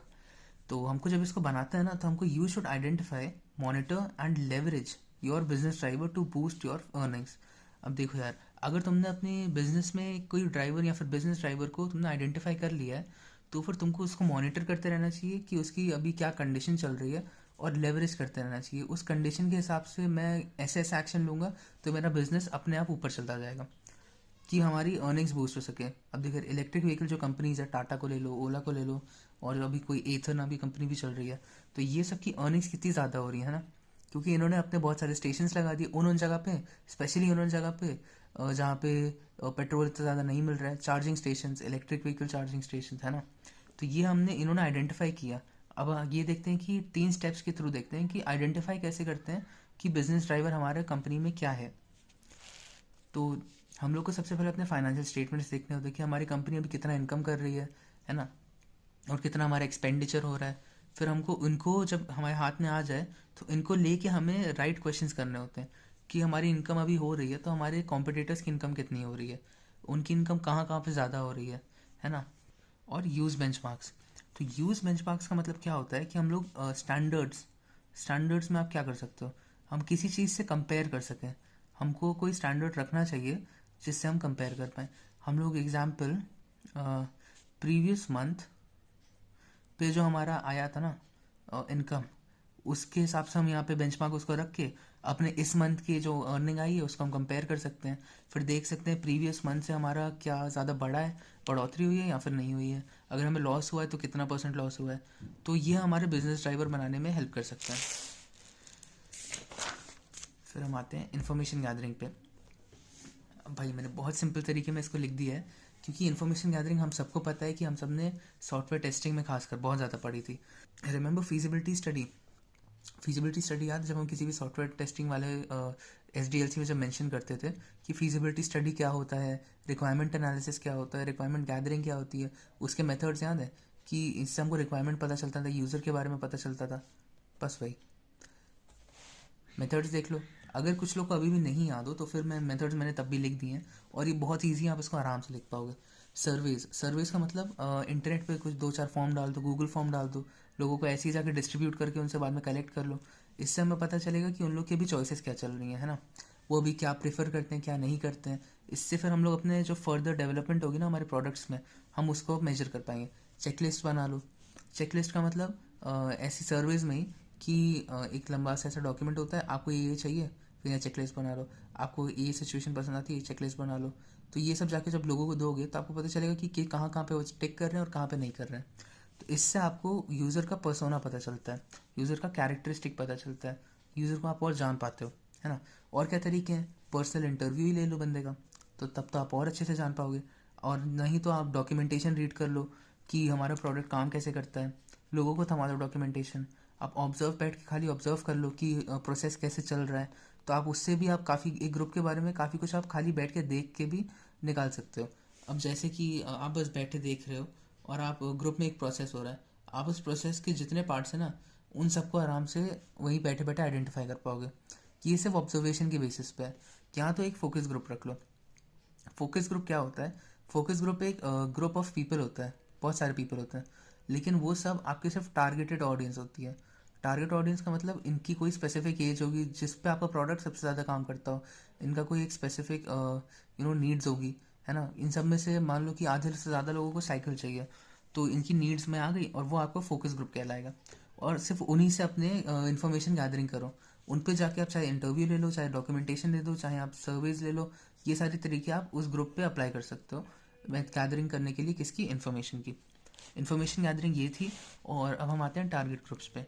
टारगेट ग्रुप्स यार देखो, बुक में थोड़ा मुश्किल से समझाया हुआ है लेकिन मैं काफ़ी इजीली दिखा दे रहा हूँ कि an interested group of people where the people can be a part of a research study etcetera, है ना। टारगेट ग्रुप्स का मतलब क्या होता है? टारगेट ग्रुप्स का मतलब होता है, तो हम लोग यहाँ पे क्या करते हैं ना, an interested group of people where the people can be a part of a research या स्टडी। हम लोग एक स्टडी करने के लिए जो देखा है आपने, जब हम लोग काफ़ी सारे टीवी शोज़ में देखते हैं, काफ़ी सारे डॉक्यूमेंट्रीज में देखते हैं कि वो लोग ने अगर किसी चीज़ के बारे में रिसर्च करते हैं या फिर कोई एक नया प्रोडक्ट लॉन्च करते हैं तो वो एक ग्रुप ऑफ पीपल को इन्वाइट करते हैं, जिसको कहते हैं टेस्टिंग ग्रुप हो सकता है ना, या फिर खाली फोकस ग्रुप हो सकता है। ये सारे ग्रुप ऑफ पीपल किसी भी टाइप की ऑडियंस में से, है ना, ग्रुप ऑफ पीपल, किसी भी ग्रुप ऑफ पीपल में से उनको अगर हम हटा दें जो हमको नहीं चाहिए, तो हमारे पास कौन बचेंगे? वही लोग बचेंगे जो हमको चाहिए थे। मानो कि एक पूरे सिटी के जितनी पॉपुलेशन है उनमें से मैं 60+ के लोगों को अभी एलिमिनेट करूं, सिर्फ उनके नाम, उनके जितने रिकॉर्ड्स हैं उनके रिकॉर्ड्स को साइड में रख दूं, सिर्फ उनको पूरा डिलीट ना करूं। हो सकता है हम लोग उसके बाद में हम लोग उन लोगों के ऊपर कोई बाद में एक ऐसा प्रोडक्ट डेवलप कर लें जो सिर्फ उन लोग के लिए हो, है ना। तो हम लोग सिर्फ उनके रिकॉर्ड्स को साइड में रखते हैं और जिनके रिकॉर्ड हमें चाहिए, जो मेन 18 to 60 के बीच में जो फोकस ग्रुप है, वो सब हमारे टारगेट ग्रुप कहलाते हैं। हम लोग इन पे अपनी सारी रिसर्च कंडक्ट कर सकते हैं, हम लोग को एक नया प्रोडक्ट लॉन्च कर सकते हैं जिस पे ये लोग टेस्ट आके कर लें, जिसको ये लोग यूज़ करके देख लें और हमें बता दें कि इनके रिस्पॉन्सेज क्या हैं, फीडबैक क्या है, ये सब होते हैं। तो group of people having common interest, demographics and behaviours. कोई भी एक ग्रुप हो जिसमें जितने लोग हों हमारे ग्रुप के अंदर, उनकी इंटरेस्ट सेम चीज़ में हो, वो एक ही जगह को बिलोंग करते हों या फिर एक ही टाइप को बिलोंग करते हों और उनके बिहेवियर्स भी सिमिलर हो, तो हम उसको टारगेट ग्रुप कहते हैं। ठीक है, मतलब पहले वाले का हटा देना, ये रखना, ये दिस इज गुड। तो ये है हमारा टारगेट ग्रुप, जो हम जिसको हम लोग टारगेट ऑडियंस भी कहते हैं। टारगेट ऑडियंस तो आप समझ ही गए होगा ना उसको। तो वो टारगेट ग्रुप था। अब हम आते हैं सैम्पल्स पे। सैम्पल्स क्या होते हैं? सैम्पल होता है अगर हम आप किसी चीज़ को टेस्ट करने जाओ, जैसे कि किसी भी नए फूड सेक्शन पे आप जा रहे हो मॉल के, तो आपने देखा होगा ना कि वो बाहर स्टॉल लगाते हैं जिसमें सिर्फ सैम्पल्स रखते हैं। तो जितनी चीज़ें होती हैं उनकी, वो सब की थोड़े थोड़े पार्ट को वो रखते हैं सब लोग के ट्राई करने के लिए। और वो स्मॉल सेट ऑफ डेटा को हम लोग सैम्पल कहते हैं, जिसपे वो लोग स्टडी कंडक्ट कर सकते हैं। अब वो जो कोई भी एक चीज़ रखी होगी, मानो कि कोई नई डिश हो, उसके छोटे छोटे सैम्पल्स ये लोग रखे हों, तो फिर ये खाली वो नहीं आपको देंगे, उसके बाद आपको एक सर्वे फॉर्म भी देंगे जिस पे आप लिखोगे कि हाँ यार ये काफ़ी स्पाइसी था, नहीं ये काफ़ी स्वीट था, सॉल्टी था। तो ये सारी चीज़ें आप वहाँ पे मेंशन कर सकते हो। इससे उनको क्या मिलेगा ना, इस पे ध्यान देना, इससे उनको पता चलेगा कि हमें डेटा मिल गया है हमारे प्रोडक्ट के ऊपर। उसके बाद जब वो प्रोडक्ट का नेक्स्ट वर्जन रिलीज़ करेंगे, या फिर जब उसको वो रिलीज़ करने जा रहे होंगे, तो उसमें वो अपने हिसाब से चेंजेस कर लेंगे। तो जो सैम्पल्स होते हैं, जब हम लोगों के टर्म्स में बात करें ना, तो ये सैम्पल सिलेक्ट किए जाते हैं बहुत बड़ी पॉपुलेशन से using pre defined selection methods. अब सैम्पलिंग में दो मेथड होते हैं, ठीक है, सैम्पलिंग के दो मेथड होते हैं। प्रोबेबिलिटी सैम्पलिंग होती है और नॉन प्रोबेबिलिटी सैम्पलिंग होती है। प्रोबेबिलिटी सैम्पलिंग समझो। प्रोबेबिलिटी सैम्पलिंग क्या होती है ना, ये सिंपल रैंडम सैम्पलिंग इसके अंदर एक टाइप है। तो इसमें क्या करते हैं, हम लोग बहुत सारे लोगों को प्रोबेबिलिटी के बेसिस पे ग्रुप कर लेते हैं। तो हमारे जो लार्जर पॉपुलेशन था, उसमें से उसमें से हम लोग एक स्मॉल ग्रुप ऑफ पीपल को प्रोबेबिलिटी के बेसिस पे ग्रुप कर लेते हैं। तो इसमें मेथड्स हैं ये सिंपल रैंडम सैम्पलिंग, मतलब नाम से पता चल रहा है यार, बहुत सिंपल है कि रैंडम लोगों को उठा लो और वो हमारा फोकस ग्रुप तैयार हो गया। या फिर क्लस्टर सैम्पलिंग, अगर हम किसी एक रैंडम स्पॉट पे जाएं और उसके आसपास के जितने लोग हैं उन सबको उठा लें, जितने लोग हैं, वो हमारे क्लस्टर सैम्पलिंग कहलाएगा, है ना। फिर सिस्टमैटिक सैम्पलिंग, सिस्टमैटिक का मतलब अपने पूरे ग्रुप पे स्टडी करो, अपने पूरी पॉपुलेशन पे स्टडी करो, और उनमें से एग्जैक्टली उन्हीं लोगों को उठाओ जो हमारे सबसे ज़्यादा काम के बन रहे हैं। और एक स्ट्रैटिफाइड रैंडम सैम्पलिंग, ये रैंडम सैम्पलिंग का ज़्यादा कॉम्प्लेक्स वर्जन है। और यहाँ पे आते हैं, ये काफ़ी सिंपल है यार। नॉन प्रोबेबिलिटी सैम्पलिंग का मतलब देखो यार, यहाँ पे मैंने बताया कि यहाँ पे प्रोबेबिलिटी का यूज़ करते हैं, यहाँ पे हम लोग सिस्टमैटिक एनालिसिस का यूज़ करते हैं। जैसे कि कन्वीनियंस सैम्पलिंग, हमें जो जो लोग चाहिए हम डायरेक्टली उन्हीं लोगों को जाके सिलेक्ट कर लेते हैं। या फिर पर्पसिव सैम्पलिंग, स्नोबॉल सैम्पलिंग, जहाँ पे एक छोटा टॉपिक होता है, उससे रिलेटिंग जितने लोग हैं हम उन सबको सैम्पल करते हैं। और कोटा सैम्पलिंग, एक पूरा ग्रुप ऑफ पीपल है उनमें से सैम्पलिंग करेंगे तो कोटा सैम्पलिंग है। तो ये हमारे नॉन प्रोबेबिलिटी और प्रोबेबिलिटी सैम्पलिंग है। अब यार देखो, अगर तुम चाहो तो इन सबको अलग से जाके पढ़ सकते हो, क्योंकि ये इनके अंदर आपको 2-3 लाइन तो लिखनी पड़ेगी। और सिर्फ नाम से अगर ना समझ में आ रहा हो तो भी जाके क्वांटम से क्वेश्चन उठा के पढ़ लेना, ठीक है। ये सैम्पलिंग का क्वेश्चन है, सैम्पलिंग के टाइप्स, प्रोबेबिलिटी सैम्पलिंग और नॉन प्रोबेबिलिटी सैम्पलिंग। फिर हम आते हैं फीडबैक्स पे। अब ये जो यूनिट है, मैंने आपको बताया था ना कि इसमें इतनी छोटी छोटी चीज़ें हैं और इतनी बेसिक चीज़ें हैं जो आप लिख सकते हो खुद से भी, लेकिन फिर भी एक स्ट्रक्चर चाहिए होता है ना आंसर को। तो वही स्ट्रक्चर मैं प्रोवाइड कर रहा हूँ अपने नोट्स के थ्रू, ठीक है। इसमें ज़्यादा कुछ एक्सप्लेन करने की मुझको आपको ज़रूरत नहीं, आपको पता है फीडबैक क्या होता है, आपको पता है सैम्पलिंग क्या होता है, आपको पता है टारगेट ग्रुप क्या होता है ना। मुझको कोई स्ट्रक्चर देने की ज़रूरत, वो कोई ज़्यादा बड़ी चीज़ एक्सप्लेन करने की ज़रूरत नहीं है, क्योंकि आप लोगों को पहले से ये सब क्लियर है ये सारी चीज़ें। मैं आपको सिर्फ स्ट्रक्चर प्रोवाइड कर रहा हूँ जिसके बेसिस पे आपको वहाँ पर जाके आंसर लिखना है। अब फीडबैक्स पे आते हैं। तो बेसिकली क्या होता है ना, feedbacks taking output and using it as an input. Output जब हम जो हमारे पास कोई प्रोडक्ट होता है जिससे हम फीडबैक लेते हैं लोगों से, तो वो उन लोगों के हिसाब से तो आउटपुट ही होता है ना। उन लोग से जितना उन्होंने सोच पाए थे, जितना वो लिख पाए थे, उन्होंने वो सब वहाँ पे पेपर पे लिख दिया, या फिर हमने हमने उनसे किसी वेबसाइट पर मांग लिया फीडबैक। तो वो उनके हिसाब से तो उसको यूज़ करने का एक्सपीरियंस था, उनका एक्सपीरियंस का मतलब उनका आउटपुट था। तो वो आउटपुट को हम लोग जब अपने इनपुट की तरह यूज़ करें, इनपुट का मतलब जब हम अपने प्रोडक्ट का नेक्स्ट वर्जन निकाल रहे हो, नेक्स्ट सैम्पल निकाल रहे हो, है ना, या फिर उसमें कोई वर्जन चेंज कर रहे हो, कोई अपडेट कर रहे हो, कोई अपग्रेड कर रहे हो, तो ये सारी जगह पे हम इस आउटपुट का जब यूज़ करेंगे तो ये इन सारे फेजेस में हमारे इनपुट का काम करेगा, और इसी को हम फीडबैक कहते हैं। तो basically taking output and using it as input to improve current and future actions. कोई प्रोसेस है, उसका करंट एक्शन इम्प्रूव करना है, सो फिर फीडबैक ले लो लोगों से। लोग अपना जो पूरा फीडबैक आपको देंगे, एक्सपीरियंस, उसको वहाँ पे इनपुट की तरह यूज़ करो और फ्यूचर एक्शंस इम्प्रूव कर लो। इसे कहते हैं फीडबैक। तो ये तो आप मेंशन कर ही दोगे। इसके बाद आप आराम से टाइप्स ऑफ फीडबैक्स ऐसे मेंशन कर सकते हो। तो टाइप्स ऑफ फीडबैक्स में आते हैं। तो सबसे पहला है इवैल्यूएटिव फीडबैक। ये सिंपल, जो चेकलिस्ट मैंने अभी बताई थी ना, ये सिंपल वैसा ही स्पेसिफिक रिस्पॉन्स होता है कि आपको ये प्रोडक्ट पसंद आया या नहीं, पसंद आया ट्रू, नहीं आया फॉल्स, ठीक है। इवैल्यूएटिव फीडबैक ये एक ही बार में सब कुछ समअप कर देता है। हमारा फीडबैक आपको कैसा लगा, हमारी प्रोसेसिंग कैसी लगी, वो सब नहीं पूछता, ये डायरेक्ट पूछता है कि पसंद आया या नहीं। फिर आते हैं इंटरप्रेटिव। इसमें हम लोग कॉन्फर्मेशन रिक्वेस्ट करते हैं या फिर क्लैरिफिकेशन रिक्वेस्ट करते हैं मैसेज का। हम लोग अगर किसी ने आपको फीडबैक ऐसा दिया हो जो आपको समझ में ना आ रहा हो कि ये चीज़ तो अच्छी है लेकिन मुझे पसंद नहीं आई, तो फिर आप सोचोगे कि यार इससे फिर से पूछ लेना चाहिए मुझको कि ये एक्चुअली मैं कहना क्या चाहता था। तो वहीं पे इससे जाके रिक्वेस्ट कर लीजिए अपनी फीडबैक पे कॉन्फर्मेशन। इसे कहते हैं हम लोग इंटरप्रेटिव फीडबैक। फिर आता है सपोर्टिव फीडबैक। ये क्लियर होता है, इसमें मानो कि जो हमारा फीडबैक देने वाला बंदा था ना, वो अच्छा खासा फ्री बैठा था।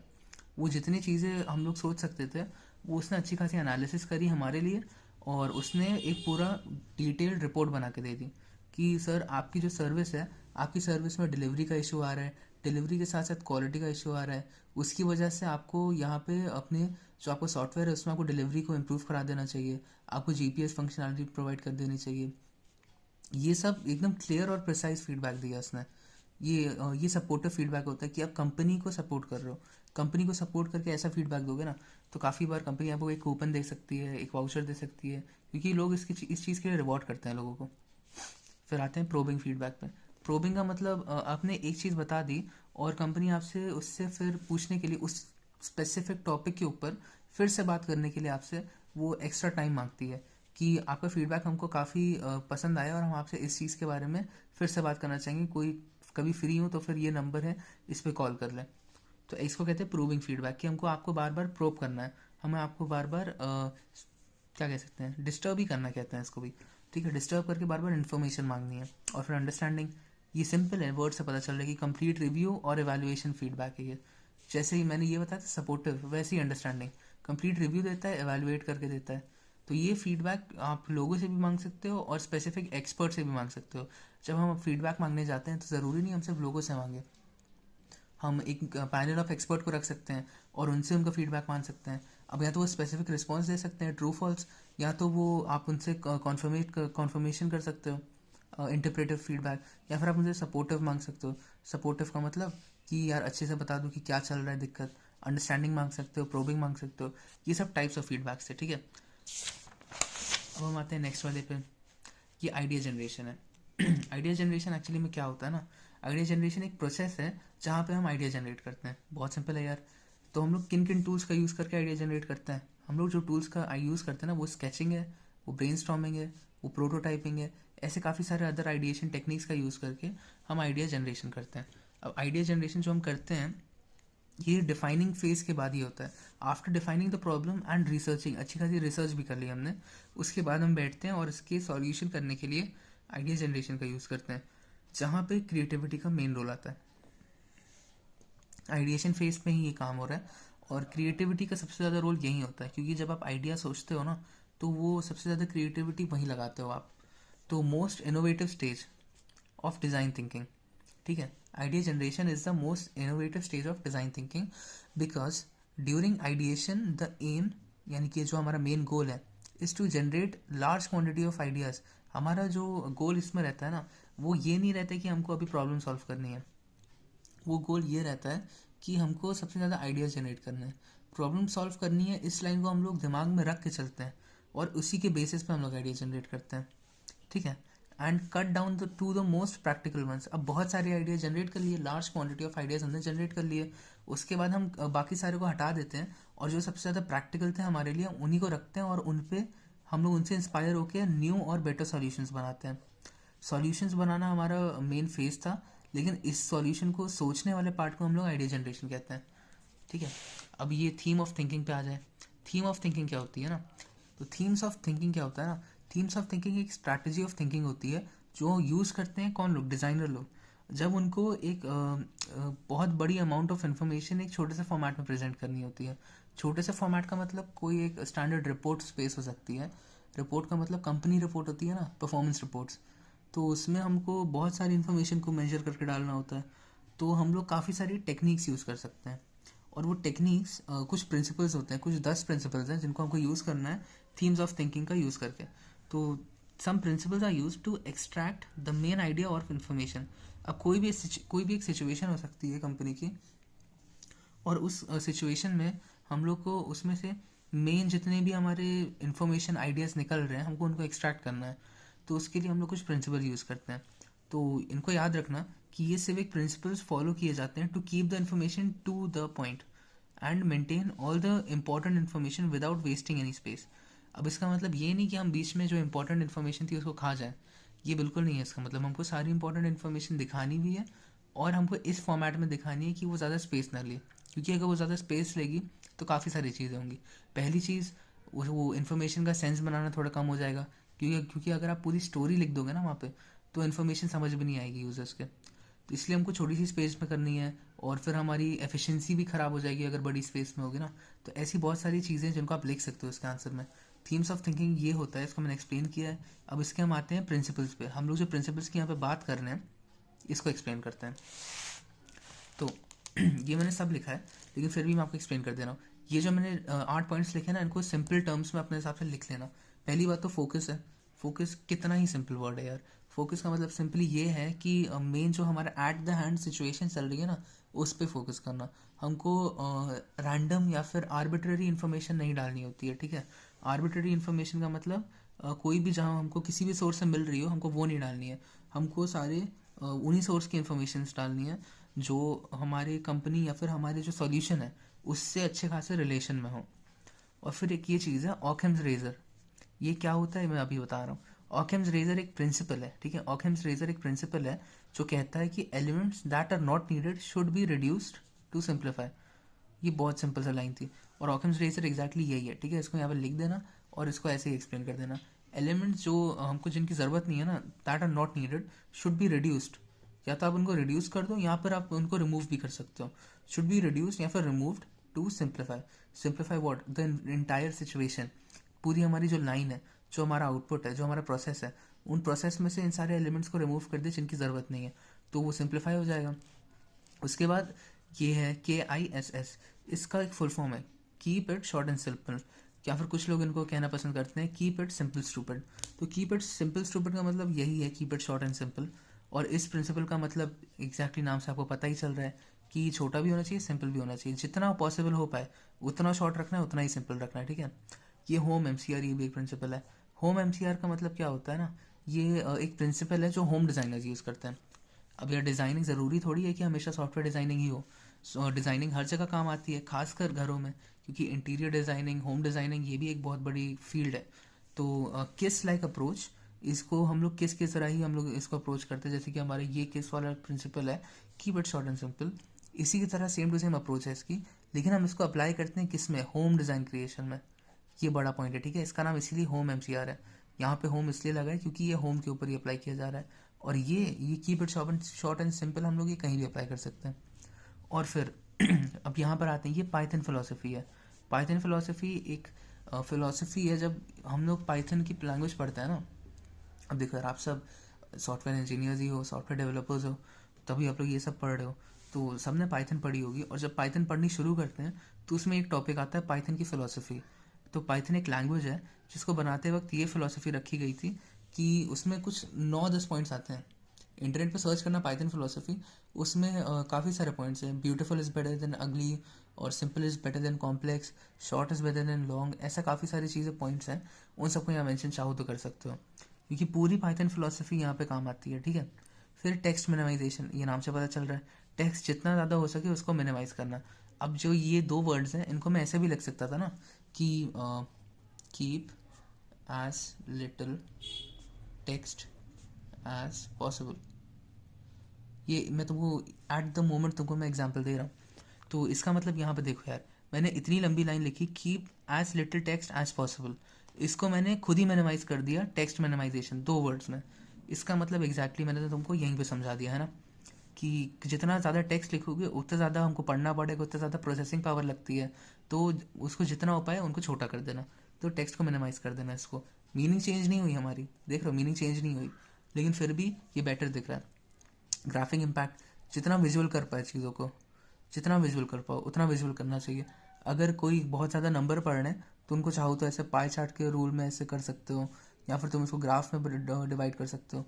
तो ऐसे विजुअल हमको मेथड्स यूज़ करने हैं, विजुअल टूल्स यूज़ करने हैं, जिससे हमारा रिपोर्ट्स काफ़ी ज़्यादा क्लीन हो, ठीक है। और यूज़र सेंट्रिक डिज़ाइन रखना है। तो यूज़र सेंट्रिक का मतलब यूज़र को दिमाग में रखते हुए, और जो यूज़र हम लोग जिसके लिए बना रहे हैं, अगर वो एक स्टैंडर्ड यूज़र है तो हमको उसके हिसाब से दिमाग में चलना है। तो ये हमारे क्या हो गए, ये हमारे सिंपल टर्म्स हो गए। थीम्स ऑफ थिंकिंग को जब हम फॉलो करते हैं तो हम ये सारे प्रिंसिपल्स फॉलो करते हैं, ठीक है।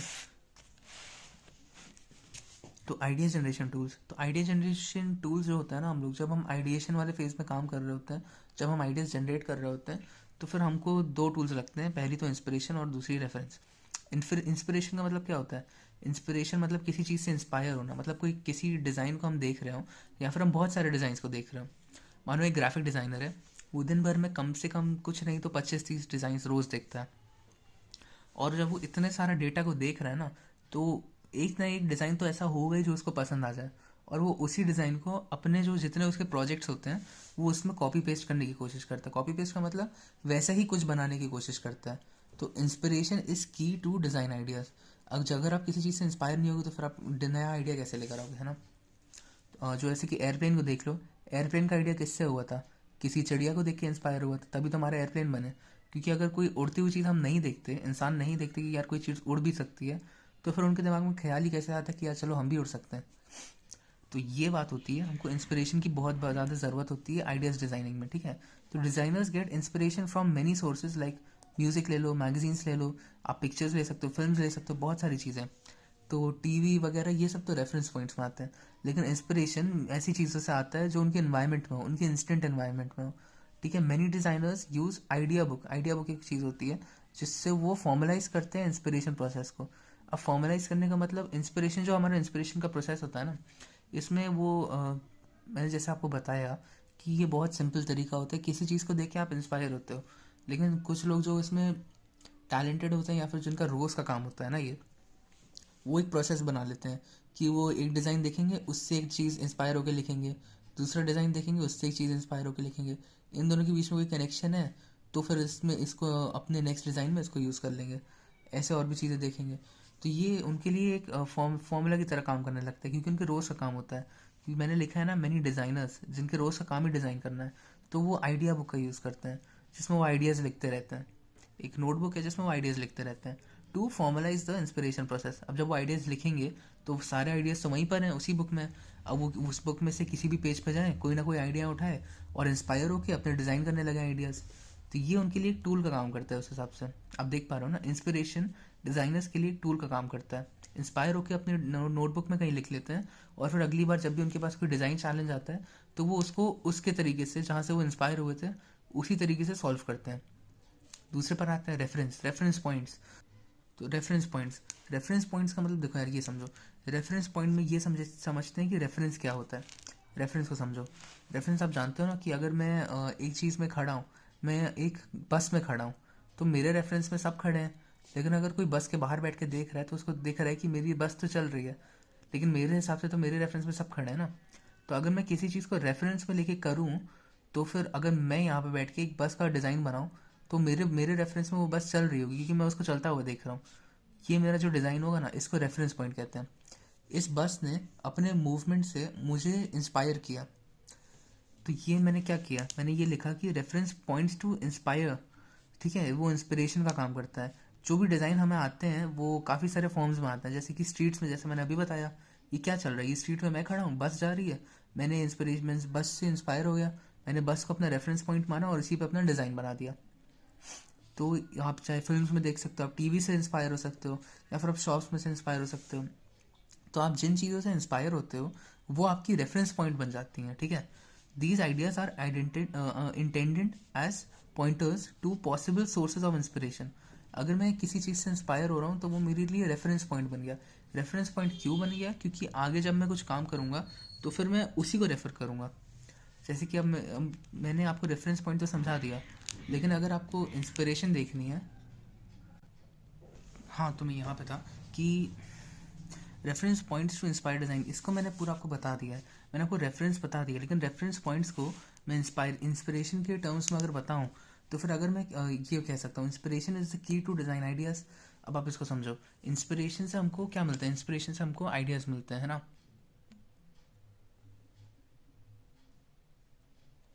तो इंस्पिरेशन से हमको आइडियाज़ मिलते हैं, लेकिन हमको इंस्पिरेशन जहाँ से मिलती है ना, वो हमारा रेफरेंस होता है। जब हम किसी आइडिया को डिज़ाइन करने बैठेंगे तो हमने जिस चीज़ से इंस्पायर हुए थे, जिस चीज़ ने हमको इंस्पिरेशन दी, हम वैसा ही कोई डिज़ाइन लिखेंगे। और वो डिज़ाइन जो हम लोग जिस चीज़ से ले रहे हैं, मतलब इसका मतलब अगर हम इंग्लिश में कहें तो हम इसी चीज़ को तो रेफर कर रहे हैं। जो हमारा लेटेस्ट डिज़ाइन है वो इस चीज़ से इंस्पायर हुआ है और हम इसी चीज़ को रेफर कर रहे हैं, तो ये हमारा क्या हुआ, ये रेफरेंस पॉइंट हुआ। अब आपने रेफरेंस पॉइंट को इसके थ्रू समझ लिया, ठीक है। रेफरेंस पॉइंट्स ये हमको सिर्फ इंस्पिरेशन देने का काम करता है। तो जिस चीज़ से अगर मैंने इंस्पायर होता हूँ तो वो मेरे लिए रेफरेंस पॉइंट बन जाता है। अब हम आते हैं ब्रेनस्टॉर्मिंग पे। ब्रेनस्टॉर्मिंग समझो यार, ब्रेनस्टॉर्मिंग बहुत सिंपल सी चीज़ है। ब्रेनस्टॉर्मिंग एक ग्रुप एक्टिविटी है जिससे हम आइडियाज़ डेवलप करते हैं और सॉल्यूशंस को ओरिजिनेट करते हैं। ब्रेनस्टॉर्मिंग आप सबको तो पता ही है कि बहुत सारे लोग ऐसे एक जगह पे बैठ जाएं, बहुत सारे लोग बैठ जाएं ग्रुप में सर्कल बना के, और एक स्टॉप वॉच रख दी जाए कि यार तुम लोग के पास कुछ आधा घंटा है और ये तुम्हारा टॉपिक है, इस पर जितना तुम आइडियाज़ निकाल सकते हो। अभी सोचो मत कि उसको कैसे इम्प्लीमेंट करेंगे, जितने भी आइडियाज़ निकाल सकते हो वो सारे निकालो। तो ये आइडिया जनरेशन प्रोसेस हो गया ना। इसमें लाइन से सब लोग आइडियाज़ देने लगे क्योंकि टाइम कंस्ट्रेंट है, हमको पता है कि 10 ही मिनट है, इसीलिए हम लोग को पता है कि यार जितने आइडियाज़ निकालने हैं वो सिर्फ 10 ही मिनट मिलेंगे, तो जितने हमारे पास आ रहे हैं वो सब हम देते जाते हैं। तो इससे हमारा टाइम वो बढ़ जाता है, ब्रेनस्टॉर्मिंग का इफेक्ट बढ़ जाता है। तो यहाँ पर आते हैं, the process starts by defining the problem, then selecting group participants to address it, forming questions to simulate creativity. अब देखो यार, बहुत सिंपल सी चीज़ है कि हमारा प्रोसेस प्रॉब्लम को डिफाइन करने से शुरू होता है। एक बंदे ने आके प्रॉब्लम डिफाइन कर दी, मैंने अभी आपको ये डायग्राम दिखाया था ना, तो बंदे ने आके प्रॉब्लम डिफाइन कर दी। अब ये प्रॉब्लम सबने सुन ली, उसने ग्रुप पार्टिसिपेंट सिलेक्ट करके रखे हैं जो आसपास बैठे हैं, वही सब इसको एड्रेस करेंगे और क्वेश्चन बनाएंगे। क्वेश्चन बनाने से क्या होगा ना, हमको क्रिएटिविटी यहाँ पे निकलेगी, चाहे पूरे ग्रुप की क्रिएटिविटी यहाँ पे होगी क्योंकि पूरा ग्रुप यहाँ पे पार्टिसिपेट कर रहा है, ठीक है। अब इसके काफ़ी रूल्स होते हैं। रूल से पहले ये देखो कि आपको ये पता होना चाहिए कि हर एक पार्टिसिपेंट होता है ना, वो कोई भी टाइप का आइडिया दे सकता है। Every participant is free to say any crazy idea that comes to them. यहाँ पे ये आप प्रोडक्ट को बाद में देख सकते हो, आप आइडियाज़ जितने आ रहे हैं ना वो सारे सबसे पहले लिखते जाओ और वो सारे इन सबको बताते जाओ। तो काफ़ी रूल्स होते हैं ब्रेनस्टॉर्मिंग में, क्योंकि अगर ये सब हो रहा है, काफ़ी सारे लोग यहाँ पे मैनेज करने को हो रहा है ना, तो इसको हम लोग को कुछ रूल्स के हिसाब से ही कैरी आउट करना पड़ता है। पहली बात तो ये है कि किसी को किसी भी आइडिया के लिए क्रिटिसाइज़ मत करो, चाहे वो कितना ही ख़राब आइडिया क्यों ना हो, क्योंकि यार ये हमारे पास एक टाइम कंस्ट्रेंट होता है, तो लोग जो चाहें वो बोल सकते हैं, ठीक है। तो इसीलिए हम लोग इसको सेफ स्पेस में करते हैं जहाँ पे कोई क्रिटिसिज्म नहीं है, और हमको मैनेजर फ्री प्रोसेस रखना है, क्योंकि मैनेजर आ गया ना, देखो यार अगर तुम लोग क्लास में बात करते हो तो कितने कितने नॉर्मली बात करते रहो, लेकिन अगर टीचर साथ में बैठा है या फिर टीचर अचानक से आ जाए तो फिर पूरी क्लास शांत हो जाती है। शांत क्यों हो जाती है? क्योंकि टीचर का अपना एक कैरेक्टर होता है ना कि वो इतना ज़्यादा अलाउ नहीं करेगा इन चीज़ों को। और इसी का मतलब यहाँ पे ये है कि मैनेजर ना आए, क्योंकि मैनेजर आएगा तो फिर वो कहेगा कि यार मुझको ऐसे आइडियाज़ चाहिए जो कंपनीज़ के फ़ायदे में हो। वहाँ पे एक चीज़ ये रुक जाती है कि हमारी क्रिएटिविटी ना हिंडर हो जाती है। हिंडर का मतलब हम लोग ऐसे इतने अच्छे आइडिया नहीं लेके आ पाते हैं, क्योंकि आइडियाज़ को क्या चाहिए, उनको फ्री स्पेस चाहिए आइडिया आने के लिए। तो हमको रिजॉल्विंग, यानी कि हमको रिजॉल्विंग का मतलब थर्ड पॉइंट पे आ गए हम लोग, ठीक है। तो रिजॉल्विंग का मतलब यहाँ पे ये है कि हमको किसी आइडिया को आगे डेवलप नहीं करना है, हमें सॉल्यूशन डायरेक्ट पे नहीं जाना है, हमको सॉल्यूशन बाद में देखेंगे, और भी ऐसा आइडिया निकालते जाओ पहले, सॉल्यूशन तो बाद में आ जाएगा। और क्लॉक का मैंने अभी आपको बताया था कि एक टाइम है ना 10 मिनट का, उस 10 मिनट के हिसाब से हमको चलेंगे ना तो प्रेशर में ज़्यादा आइडिया आते हैं। तो यही टाइम प्रेशर के हिसाब से हमको लेके चलना है और लेट गो। अगर कोई भी क्रिटिसिज्म्स हैं या फिर कोई भी अजम्पशंस है ना, कोई अजम्पशंस अगर हमने ड्रॉ करके रखे हो तो वो सब अजम्पशंस को जाने दो और जितने आइडियाज़ बन रहे हैं वो सब बताओ, ठीक है। और ये आपके लिए होमवर्क रहेगा कि इंक्लूजन प्रोसेस को एक बार पढ़ लेना, ठीक है। इंक्लूजन प्रोसेस को पढ़ लेना। और हम लोग अब स्केचिंग पे आ रहे हैं। स्केचिंग, यार देखो मैं तुमको बता रहा हूँ ना, इसमें काफ़ी सारे टॉपिक्स हैं, इसीलिए मैंने सारे टॉपिक्स यहाँ पे मेंशन किए हैं, क्योंकि मैं कोई टॉपिक छोड़ना अफोर्ड नहीं कर सकता था।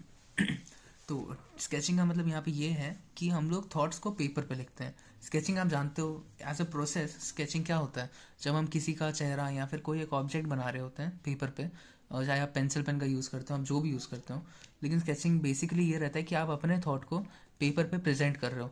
और यहाँ पे इस सब्जेक्ट में इसका मतलब यहाँ पे ये है कि हम ब्रेनस्टॉर्मिंग सेशंस में अपने थॉट को प्रेजेंट कर रहे हैं, ठीक है। तो स्केचिंग में क्या होता है, विजुअल सामान होता है, तो हम लोग डिज़ाइन बनाते हैं, डिज़ाइन बना सकते हैं या फिर यूज़र फ्लो डायग्राम्स बना सकते हैं और स्केचेस का यूज़ करके, ठीक है, तो स्केचेस से हमको क्या मिलता है, एक विजुअल आइडिया मिल जाता है, क्योंकि नाम ही स्केचिंग है यार। तो विजुअल आइडिया मिल जाता है फॉर डिज़ाइन एलिमेंट, और ये स्केचिंग बहुत जल्दी हो जाती है। इसीलिए ये बहुत फास्ट प्रोसेस है, बहुत रैपिड प्रोसेस है। ठीक है, ये काफ़ी इजी टू परफॉर्म है, कोई भी पेन पेपर लेके स्केचिंग कर सकता है। ठीक है, और अगर हम लोग खाली यही कर लें तो भी हमको बाद में वर्क फ्लो प्रोसेस में ये सारी चीज़ें जब हम डिटेल में सोचेंगे ना, तो हमको इतना ज़्यादा दिमाग नहीं लगाना होगा, क्योंकि हमारे पास पूरा सिस्टम का स्केच रेडी है, हमारे पास पूरा प्रोसेस का स्केच रेडी है। इसीलिए हमारे पास इतना ज़्यादा बाद में वर्क फ्लो प्रोसेस में बच जाता है, एफर्ट बच जाते हैं या फिर पैसा बच जाता है, जो भी कहना चाहो, रिसोर्सेज बच जाते हैं। तो easy to perform, comma, saves time in the work flow process and can be done at any stage. तो स्केचिंग हम किसी भी स्टेज में कर सकते हैं। अब हम आते हैं इस टॉपिक पे, how to present ideas effectively. How to present ideas effectively का मतलब, मानो आपने ये सारी चीज़ें कर रखी हैं और आपके पास एक अच्छा खासा आइडिया है, आप उस आइडिया को प्रेजेंट करने जा रहे हो, तो आपको पता होना चाहिए कि कुछ 5-6 पॉइंट अपने दिमाग में रख के चलोगे, तो फिर आपकी प्रेजेंटेशन ना फुल ऑन जाएगी भाई, बहुत अच्छी जाएगी।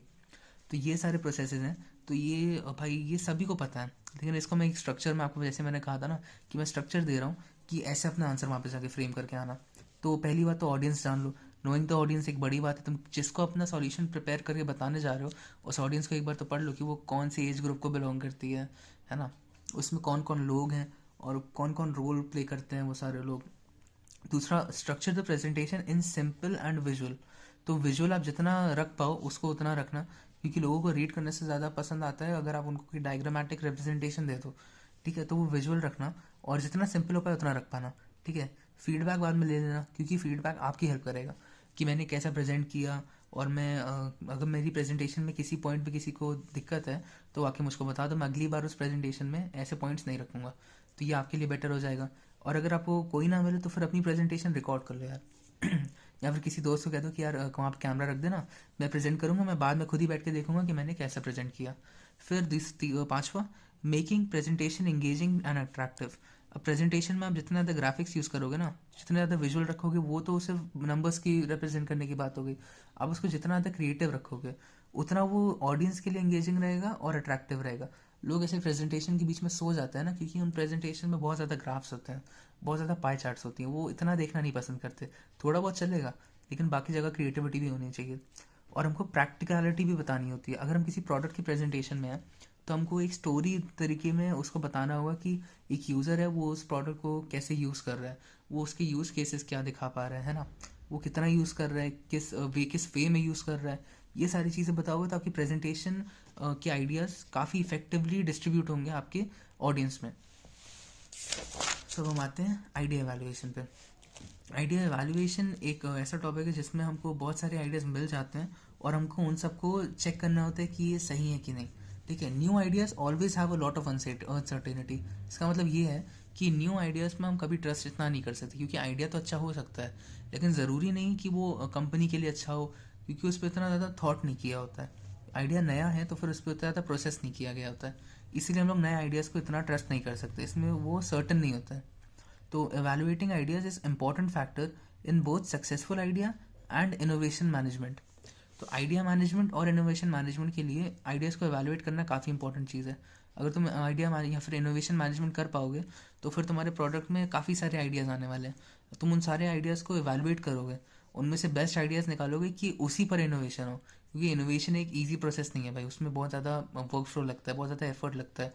तो अगर आप किसी अनयूजलेस आइडिया पे अगर आप इनोवेशन करोगे तो फिर वो किसी के बेनिफिट में नहीं होगा। फिर आते हैं evaluating new ideas is one of the most challenging part. अब यार आप प्रोजेक्ट मैनेजर ले लो या फिर प्रोजेक्ट एग्जीक्यूटिव ले लो, तो न्यू आइडियाज़ जो भी आता है ना उसके लिए उसको एवेलुएट करना काफ़ी मुश्किल रहता है, क्योंकि वो एक मैनेजर या फिर एक एग्जीक्यूटिव है, और न्यू आइडियाज़ वो लोग ज़्यादा अच्छे से एवेलुएट कर पाते हैं जो लोग उनको डेवलप कर रहे हो, है ना।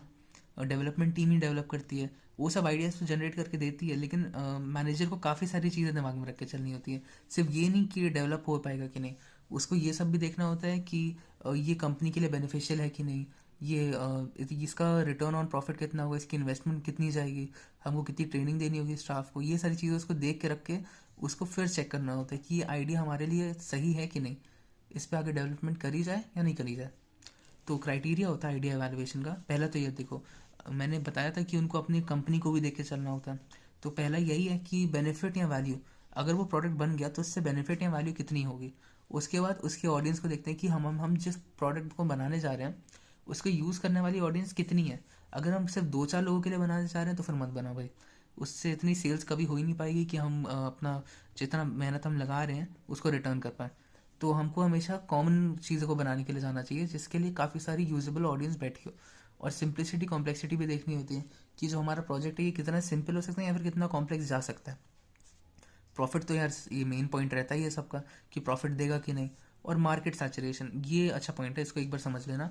मार्केट सैचुरेशन का मतलब ये होता है कि मानो कि आप चम्मच बनाने जा रहे हो और आपको पता है कि जो मार्केट है उसमें हर कोई बना रहा है, मतलब भरा हुआ है ना। सारी मार्केट्स में काफ़ी सारी कंपनीज है जो सिर्फ चम्मच बना रही है और जो यूज़र्स हैं उनके लिए ये नॉर्मल चीज़ है, उनको वो वैल्यू ढूंढेंगे भी नहीं इस चीज़ में। अगर चम्मच चाहिए तो फिर जाके बस खरीद लो, किसी भी कंपनी का ले आओ। जैसे कि स्क्रू ले लो, स्क्रू में कोई कंपनी लिखी होती है? नहीं लिखी होती है, क्योंकि स्क्रू या फिर ये नेल्स जो चीज़ें होती हैं ये ऑलरेडी मार्केट में बहुत सारी हैं, तो कंपनीज मैटर नहीं करती। तो यहाँ पे बस आपका बनाने का तरीका मैटर करता है। अगर आप स्क्रूज मार्केट में जाके देने जा रहे हो तो आप बस उससे ये कर सकते हो कि जो इन स्क्रूज बनाने का प्रोसेस है ना, मैं इसमें कितना ज़्यादा प्रॉफिट बना सकता हूँ। क्योंकि मैं यहाँ पे कस्टमर को मैं इम्प्रेस नहीं कर सकता अपने स्क्रू से। कस्टमर को सिर्फ स्क्रू की ज़रूरत थी, वो आएगा खरीद के चला जाएगा। यहाँ आपका प्रॉफिट इतना यहाँ पे नहीं रहने वाला है। इसलिए उन्हीं चीज़ों को ज़्यादा हम लोग सिलेक्ट करते हैं, उन्हीं आइडियाज़ को एवेलुएट करते हैं जो मार्केट में नए हो, जिनके लिए जो मार्केट है ना वो सैचुरेटेड ना हो। सैचुरेटेड मतलब उस प्रोडक्ट या फिर उस आइडिया से भरी हुई ना हो। इसलिए ये मार्केट सैचुरेशन काफ़ी इंपॉर्टेंट पॉइंट था, इसलिए मैंने इसको अच्छे से समझाया है। ठीक है, ये आपका क्राइटेरिया सारे हो गए किसके, आइडिया एवेलुएशन के। अब हम आते हैं ये डबल डायमंड अप्रोच पे। डबल डायमंड अप्रोच के लिए ना क्रिटिकल थिंकिंग लगती है, और क्रिटिकल थिंकिंग के दो टाइप्स होते हैं, एक कन्वर्जेंट थिंकिंग और एक डाइवर्जेंट थिंकिंग। तो क्रिटिकल थिंकिंग क्या होती है वो मैं अभी आपको लेटर एक्सप्लेन कर दूंगा, वो भी है इसमें, लेकिन अभी के लिए थोड़ा सा देख लो कन्वर्जेंट क्या होता है और डाइवर्जेंट क्या होता है। कन्वर्जेंस होता है when we try to develop an idea into solution and deliver it, we think narrowly, only few ideas focus on solutions.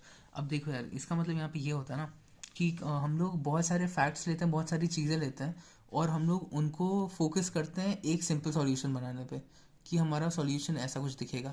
अब यहाँ पे आप बहुत सारी चीज़ें को असेस करते हो और आखिर में सिर्फ एक आउटकम आता है आपको।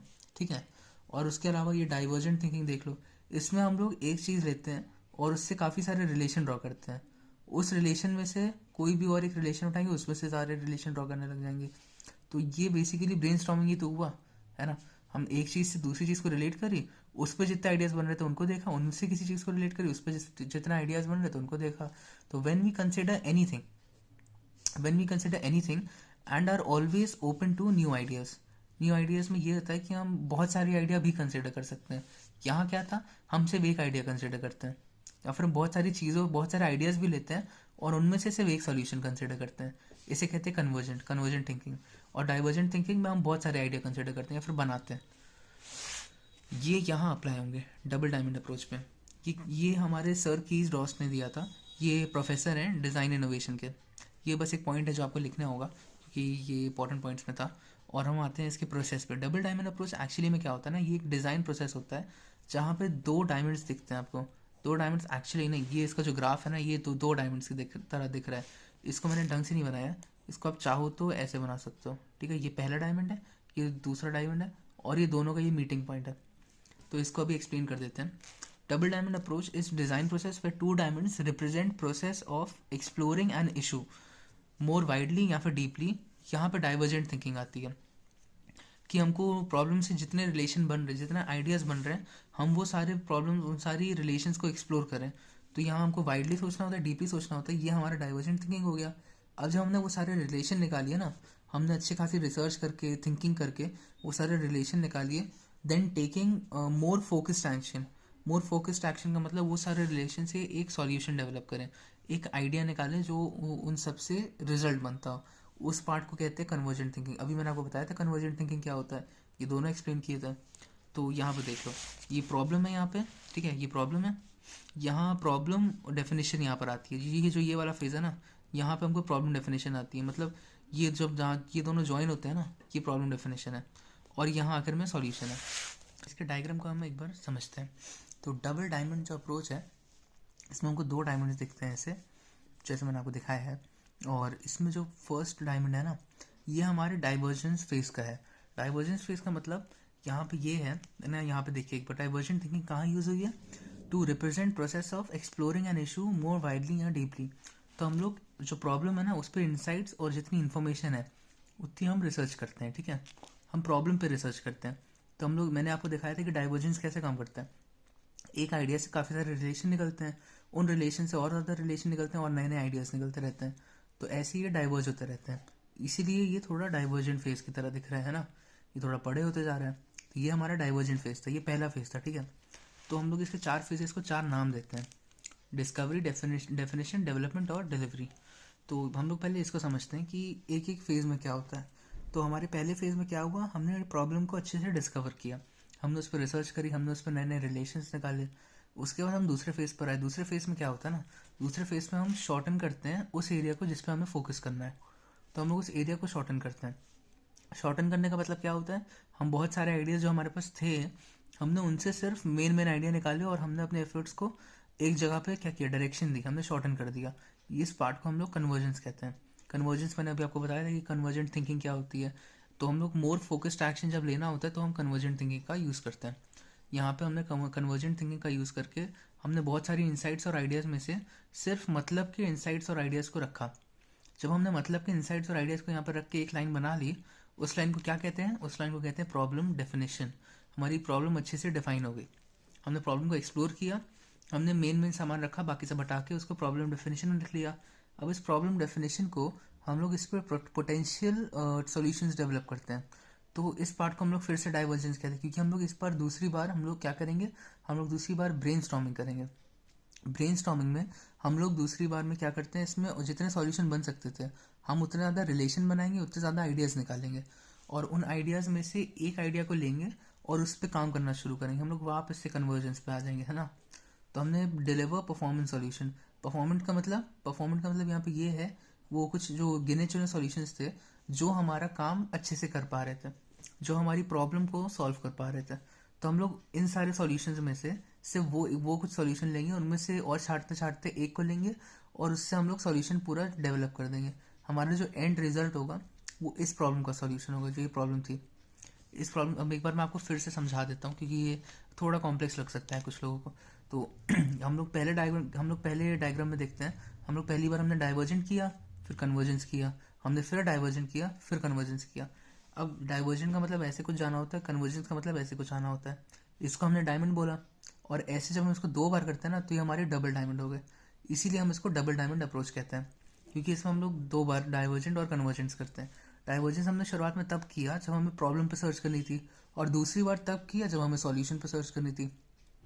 और कन्वर्जन हमने पहली बार तब किया जब हमने जो सारी रिसर्च कर ली थी प्रॉब्लम पे, उससे हमको एक प्रॉब्लम स्टेटमेंट बनाना था। क्या प्रॉब्लम स्टेटमेंट, तो हमने इससे प्रॉब्लम स्टेटमेंट बना लिया पहली बार कन्वर्जेंस यहाँ यूज़ करके। और दूसरी बार हमने क्या किया कि हमारे पास जो बहुत सारे सॉल्यूशंस थे ना, इन सारे सॉल्यूशंस में से हमने एक सॉल्यूशंस निकाल लिया और उस एक सॉल्यूशन पर डेवलपमेंट करके हमने अपना सॉल्यूशन बना दिया मेन, जो हमने डिलीवर किया है यूज़र को। तो ये हो गया आपका डायग्राम। और ये सारे फेसेस मैंने एक्सप्लेन तो कर दिए, लेकिन इसको एक बार यहाँ पे फिर से पढ़ लेते हैं कि आप वहाँ पे अच्छे से लिख पाओ। तो 4 फेसेस थे, मैंने मेंशन किया 1 2 3 4। तो पहला था डिस्कवरी। डिस्कवरी में मैंने क्या किया, discover insights into the problem. तो हमने किया learning about the problem and researching, ठीक है। फिर डेफिनेशन, हमने शॉर्टन किया अपने एरिया ऑफ फोकस को और हमने एक प्रॉब्लम डेफिनेशन बनाई। Use all the gathered research या फिर इंसाइट्स टू रिफाइन अजम्पशंस। जितने अजम्पशन हमने किए थे, जितनी इन्फॉर्मेशन निकाली थी, उनको रिफाइन करने के लिए हम सारी रिसर्च और इंसाइट को गैदर करते हैं और एक प्रॉब्लम डेफिनेशन बना लेते हैं। फिर तीसरा हमारा डेवलपमेंट पे था। मैंने अभी बताया ना कि हम इसी सॉल्यूशन पे, इसी डेवलपमेंट पे बहुत सारे आइडियाज़ निकालते हैं, बहुत सारे टाइप के सॉल्यूशन जो हम बना सकते हैं। तो brainstorm different answers to problem identify. हमने प्रॉब्लम तो अब आइडेंटिफाई कर ली है, कहाँ पे आइडेंटिफाई करी, डेफिनेशन में, जहाँ पे हमको प्रॉब्लम स्टेटमेंट मिला। तो यहीं पे हमने इसकी सारी प्रॉब्लम्स आइडेंटिफाई कर ली और इसके आंसर भी हम यहाँ पे ब्रेनस्टॉर्म करने बैठे। ये डेवलपमेंट फेज हो गया और हम आखिर में डिलीवरी पे आते हैं। Try out all the ideas. All the ideas का मतलब वो सारे आइडियाज़ जो हमने यहाँ लिए थे डेवलपमेंट पे, ठीक है। ये सारे आइडियाज़ हमको स्मॉल स्केल पे सब ट्राई करना है और जितने यूजलेस वंस है ना, इन सबको रिमूव कर देना है और डेवलप करना है only on the relevant ones. Relevant one जो हमारे परफॉर्मेंस दे रहे हैं, जो हमारा सॉल्यूशन कर रहे हैं, जो हमारी प्रॉब्लम को सॉल्व कर रहे हैं, ये सारे रेलिवेंट सॉल्यूशंस हैं, यही सब डेवलप होंगे और यही सब जाके डिलीवर होंगे, ठीक है। मैंने आपको अच्छे से जितना हो पाया मुझसे मैंने डबल डायमंड अप्रोच बताई है। अब हम बढ़ते हैं अपने नेक्स्ट टॉपिक की तरफ। तो अब हम आते हैं 4 Ws फॉर प्रॉब्लम स्कोपिंग पे। अब देखो यार, प्रॉब्लम स्कोपिंग एक पार्ट है। प्रॉब्लम स्कोपिंग किसका पार्ट है? ये एक पार्ट है प्रोजेक्ट साइकिल का। ठीक है, प्रोजेक्ट साइकिल का पार्ट प्रॉब्लम स्कोपिंग है। तो project cycle consist of 5 steps. Project cycle के 5 स्टेप्स होते हैं। प्रॉब्लम स्कोपिंग होता है, डेटा एक्विजिशन होता है जिसमें हम डेटा को गैदर करते हैं, डेटा एक्सप्लोरेशन होता है, हम उन सारे डेटा में से हम एनालिसिस करते हैं उसकी और एक्सप्लोर करते हैं इनसाइट्स को। मॉडलिंग होता है, हम जिस पर अपने सॉल्यूशन को या फिर अपने आइडियाज़ को क्रिएट करते हैं और आखिर में उन आइडियाज़ और उस सॉल्यूशन को एवेलुएट करते हैं। तो ये हमारे 5 पार्ट्स होते हैं हमारे प्रोजेक्ट साइकिल के, जिसमें पहला पार्ट क्या है? हमारा पहला पार्ट है प्रोजेक्ट स्कोपिंग। तो प्रोजेक्ट स्कोपिंग का जो तरीका है ना, ये 4 Ws से होता है। अब आप ढंग से समझ पाओगे कि प्रोजेक्ट स्कोपिंग से हम 4 Ws को क्यों रिलेट कर पा रहे हैं। तो 4 Ws जो अप्रोच है, 4 Ws ये हु, व्हाट, वेयर, वाई, ये 4 W होते हैं। और मुझको भी पता है और आपको भी पता है कि आप इसको आराम से एक्सप्लेन कर ले जाओगे। लेकिन अगर आपको कुछ लिखने के लिए कुछ प्रोसेस या फिर कोई स्ट्रक्चर चाहिए हो तो वो मैंने यहाँ पर लिख दिया है, एक बार देख लीजिए। तो सॉल्यूशन के रिगार्डिंग अगर हम देखें हु, व्हाट, वेयर, वाई को, 4 W हैं, हु, व्हाट, वेयर, वाई। इनको अगर हम सॉल्यूशन के हिसाब से देखें तो पहला हु हमको मिलेगा ये कि who all are affected directly and who all are affected indirectly with the problem and who are the stakeholders. अब बेसिकली स्टेक होल्डर्स वो लोग होते हैं जो आपके प्रोजेक्ट में, आपकी कंपनी में, आपकी ऑर्गेनाइजेशन में इन्वेस्ट करके बैठे हैं, चाहे उन्होंने आपको सारा रिसोर्सेज प्रोवाइड कर रहे हो या फिर पैसा प्रोवाइड किया। वो एक स्टेक ओन करते हैं आपकी कंपनी का और वो बैठ के उन्हीं को सारा अफेक्शन होगा। क्योंकि देखो यार, इफेक्ट जो अगर आपकी जो कंपनी है वो बहुत ज़्यादा अच्छी चलती है तो उनको अच्छा रिटर्न ऑन इन्वेस्टमेंट मिलेगा, है ना। लेकिन अगर आपकी कंपनी डूब जाती है तो सबसे ज़्यादा नुकसान उनको होगा, क्योंकि आप उनके पैसे यूज़ कर रहे थे और उन्होंने इन्वेस्ट करने का सोचा आपकी कंपनी में। तो हु में हम लोग उन सारे लोगों को एक्सप्लोर करते हैं जो इस प्रोजेक्ट से डायरेक्टली अफेक्ट होते हैं। अच्छा इफेक्ट या फिर नेगेटिव इफेक्ट वो बाद में देखा जाएगा, लेकिन अफेक्ट जो हो रहा है ना वो उन सारे लोगों को एक्सप्लोर करते हैं। फिर हम लोग आते हैं वॉट पे। अब हमारी जो प्रॉब्लम आ रही है ना, हम उसको वॉट पे यूज़ करते हैं। What helps us understanding and identify the problems. ठीक है, तो अंडरस्टैंड और आइडेंटिफाई करने में मदद करता है हमारा वॉट। और वेयर, अब इस शब्द को जहाँ जहाँ यूज़ करोगे उससे हमको क्या पता चलेगा? हमको पता चलेगा कि where does the problem arise और लोकेशन। तो ये हमको वेयर से पता चलता है। वेयर पर जब हम वेयर को यूज़ करते हैं अपने सेंटेंसेज में, अपने प्रॉब्लम को जब हम फ्रेम कर रहे होते हैं तब हम लोग इसको यूज़ करते हैं, तो हमको लोकेशन पता चलती है। वाई पर आते हैं। वाई पे क्या होता है? Why is the problem worth solving and tells its benefits to stakeholders. अब वाई पे हमारा सबसे बड़ा प्रॉब्लम ये आती है कि हमारे पास प्रॉब्लम का सोल्यूशन बाद में है, वो सब बात की बात है। हम लोग इसको सॉल्व क्यों करें? हम लोग इसको रहने भी तो दे सकते हैं ना। लेकिन अगर ये रह गई तो क्या क्या दिक्कतें होंगी, और अगर हमने इसको सॉल्व कर दी तो क्या क्या दिक्कतें हम अवॉइड कर सकते हैं, वो सारी चीज़ें स्टेक होल्डर्स को बता सकते हैं। स्टेक होल्डर्स आपको पता है, स्टेक होल्डर्स हु में आते हैं, who all are affected directly और who all are affected indirectly by the problem. ठीक है, तो ये प्रॉब्लम से जिनको सबसे ज़्यादा अफेक्शन होगा वो सब स्टेक होल्डर्स कहलाते हैं। और वॉट से हमको पता चलता है कि ये प्रॉब्लम एक्चुअली है कि हम अंडरस्टैंड कर पाते हैं। वेयर से पता चलता है कि ये प्रॉब्लम कहाँ हो रही है, लोकेशन मिल जाती है। वाई से पता चलता है इस प्रॉब्लम को सॉल्व करने से हमको क्या बेनिफिट होगा, कहाँ कहाँ हमारी चीज़ें स्ट्रीमलाइन हो जाएंगी। ये स्टेक होल्डर्स की मदद करने आता है। इसकी तरह एक 5 वाई प्रोसेस होता है। ठीक है, 5 वाई प्रोसेस का मतलब भाई बहुत बेसिक प्रोसेस है। 5 वाई का मतलब एक ही क्वेश्चन को 5 बार पूछो, यानी कि जो वाई है हमारा पार्ट, जो हमने वाई देखा था यहाँ पे, तो वाई यहाँ पर था, तो वाई को हम लोग 5 बार यूज़ करते हैं। Asking the why step again and again 5 times to go to the root cause of the problem. इसको आप चाहो तो स्टडी भी कर सकते हो, लेकिन अगर आपको बना के लिखना है तो फिर ये इतना ही होता है उसमें कि हम लोग रूट कॉज तक जाने के लिए 5 बार वाई का यूज़ करते हैं। क्योंकि अगर हम हर चीज़ के अंदर बहुत ज़्यादा डीप चले गए ना तो फिर हमारा प्रॉब्लम स्पेस इतना बड़ा हो जाएगा कि हम सॉल्यूशन उसका बना ही नहीं पाएंगे। इसीलिए हम लोग को एक लिमिट देनी होती है एक्सप्लोरेशन की भी, कि ऐसा नहीं है कि ज़िंदगी भर एक्सप्लोर ही करते रह जाए, है ना। इसीलिए हम लोग 5 वाइज का यूज़ करते हैं। तो ये 5 वाई प्रोसेस एक बार पढ़ लेना चाहो तो, और ये 4 W प्रोसेस मैंने तुमको अच्छे से बता दिया। ठीक है, ये था 4 Ws फॉर प्रॉब्लम स्कोपिंग। अब हम आते हैं हाउ माइट वी ना की प्रॉब्लम पे। अब ये सब क्या है ना, ये सब जो प्रॉब्लम सॉल्व करने के तरीके हैं, जो टूल्स हम यूज़ करते हैं प्रॉब्लम रेजोल्यूशन के लिए, ये सब वो हैं। 4 Ws ले लो, 5 Ys ले लो, हाउ माइट वी ले लो, आइसक्रीम स्टिक ले लो, ये सारे तरीके, या फिर थिंकिंग हैट्स ले लो, ये सारे तरीके आपके प्रॉब्लम सॉल्व करने के तरीके में होते हैं। HMW भी बोलते हैं। HMW का मतलब हाउ माइट वी होता है, ठीक है, हाउ माइट वी। तो ये एक ओपन एंडेड क्वेश्चनिंग प्रोसेस होता है। इसमें बस बैठ के क्वेश्चन करना होता है कि how might we solve a problem. उसके बाद आप अंदर और जा सकते हो, how might we process this exploration, या फिर how might we collect the information in another way, है ना। आप अपने जो क्वेश्चन होंगे ना, उनकी स्टार्टिंग इस वर्ड से करना, हाउ माइट वी। ये एक वर्ड है, इस लाइन से ही अपनी क्वेश्चन की अगर आप शुरुआत करोगे तो आपको सबसे पहले पता चलेगा कि ये ओपन एंडेड है, क्योंकि हम लोग सबसे पूछ रहे हैं। यहाँ पे वी का यूज़ हो रहा है। तो मैंने आपको बताया था कि हाउ माइट वी एक ओपन एंडेड प्रोसेस है, ठीक है, ओपन एंडेड क्वेश्चनिंग प्रोसेस है। तो इसमें हम लोग सबसे फीडबैक मांगते हैं, ठीक है, क्योंकि हम लोग यहाँ पे, मैंने आपको बताया कि हम लोग वी का यूज़ करते हैं ना। वी का मतलब होता है हम सब, हम सब इस प्रॉब्लम को कैसे अप्रोच करें। तो यहाँ पे मैंने अभी इसके नीचे इसको ब्रेक डाउन भी किया है एक एक वर्ड से, ठीक है। इससे अभी बस इस प्रोसेस के बारे में समझो। Allows us to reframe our insights into opportunity areas. मतलब जितना कुछ हम जानते हैं ना, जितना कुछ हम जानते हैं उसको हम लोग ऐसे एज एन अपॉर्चुनिटी हम लोग रिफ्रेम करते हैं कि हम सॉल्यूशन कैसे बना सकते हैं।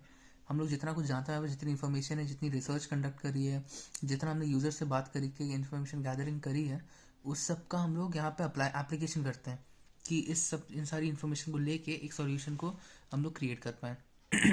तो opens ideation sessions in which we explore the ideas that help us solve our challenge. हम लोग आइडिएशन सेशंस को ओपन करते हैं क्योंकि ये मोर देन वन, एक पूरी टीम लगती है, एक पर्सन का काम नहीं है ये। तो हम लोग एक आइडिएशन सेशंस रखते हैं जिसमें हम लोग वो सारे आइडियाज़ को एक्सप्लोर करते हैं जो हमारे चैलेंज को सॉल्व करने में हेल्प करें। तो encourages the ideation phase. Ideation phase में हमको इनकरेजमेंट मिलती है। तो हमको जब ये सारे पॉइंट्स हमारे हो गए तब हम आते हैं। तो मैंने इसको बाइफरकेट कर दिया है ना। हाउ का मतलब यहाँ पे होता है we do not have the answer. इसका मतलब ये है कि हमें आंसर इस क्वेश्चन का नहीं पता, तभी तो हम इस क्वेश्चन के आंसर को पूछ रहे हैं। और दूसरा माइट का मतलब बहुत सारे पॉसिबल सॉल्यूशन हो सकते हैं। There are many different solutions we can explore through brainstorming. Brainstorming एक प्रोसेस है जो मैंने अभी आपको बताया था, जिसके थ्रू हम बहुत सारे सॉल्यूशंस को एक्सप्लोर कर सकते हैं। और वी का मतलब टीम वर्क है ना। Team work focuses on collaboration. Collaboration पे हमारा मेन फोकस रहेगा, क्योंकि हम लोग ये अकेले नहीं कर सकते, हमें कोलैबोरेट करना होगा और भी टीम्स के साथ या फिर और भी लोगों के साथ। उन सबके साथ मिल के हम लोग टीम वर्क में इन क्वेश्चंस को सॉल्व कर पाएंगे। तो आपको पता चल गया हाउ का मतलब ये है कि हम आंसर नहीं है, और माइट का मतलब ये बहुत सारे पॉसिबल सॉल्यूशन है जो हमको एक्सप्लोर करने होंगे। और वी का मतलब हम अकेले नहीं है, हमारे पास पूरी टीम होनी चाहिए जो काम करे। तो ये ऐसे हाउ माइट वी स्टेटमेंट्स को हम लोग फ्रेम करते हैं, ऐसे इनको सॉल्व करते हैं, और ये इनके सारे मेन पॉइंट्स हैं जिनको आप एक्सप्लेन करके लिख सकते हो। अब आते हैं हम लोग आइसक्रीम स्टिक स्ट्रैटेजी के ऊपर। यार देखो, आइसक्रीम स्टिक स्ट्रैटेजी बहुत सिंपल है। आपने रैफल ड्रॉ देखा था जो स्कूल्स में होता है ना। बहुत सारे फेस्टिव सीजन्स में लोग रैफल ड्रॉ करते हैं, जिसमें एक बहुत सारे पेपर्स पे लोगों के नाम लिख देते हैं, और उन पेपर्स में से एक इंसान में जिसका भी नाम हो, एक पेपर निकालते हैं, उसमें जिसका नाम आए उस बंदे को बुलाते हैं और उसको एक प्राइज़ देते हैं। प्रिंसिपल वही है, और हम लोग वहाँ पे बस ये करते हैं। यहाँ पे डिफरेंस ये है कि हम लोग पेपर पे नाम लिखने के बजाय एक आइसक्रीम स्टिक या फिर एक स्टैंडर्ड स्टिक पे नाम लिखते हैं और उसको एक डब्बे में डाल देते हैं। इस कंटेनर में बहुत सारी स्टिक्स है, इनमें से कोई एक स्टिक निकालेंगे, उसमें जिस इंसान का नाम होगा उस इंसान को बुलाएंगे कि आओ इधर आओ। और जितने भी हमारे पास क्वेश्चंस थे ना, जो हमारे मेन प्रॉब्लम है, उस मेन प्रॉब्लम पे उसका क्या पॉइंट ऑफ व्यू है, उसका क्या सॉल्यूशन है, उसका क्या थॉट प्रोसेस है, वो सब हम उससे पूछेंगे। और वो चाहे तो अपना आंसर दे सकता है, चाहे तो अपनी टर्न स्किप कर सकता है। और जब उसका रिस्पॉन्स हमको मिल जाएगा तो हम उसकी स्टिक को वापस से इस कंटेनर में डाल देंगे। वापस से इस कंटेनर में डालने का मतलब ये होता है कि बाद में ऐसा कोई चांस हो सकता है कि उस पर्सन का नाम फिर से आए, तो वो वापस आ सकता है और अपनी पुराने आइडियाज़ पे कोई ना कोई इम्प्रूवमेंट के साथ वो आ सकता है कि अपने नए आइडिया, जो उसका पुराना आइडिया था जो उसने अभी एक्सप्लेन किया था, अगर उसका नाम फिर से आ जाए तो फिर वो कुछ बेटर कर सकता है अपने आइडियाज़ से।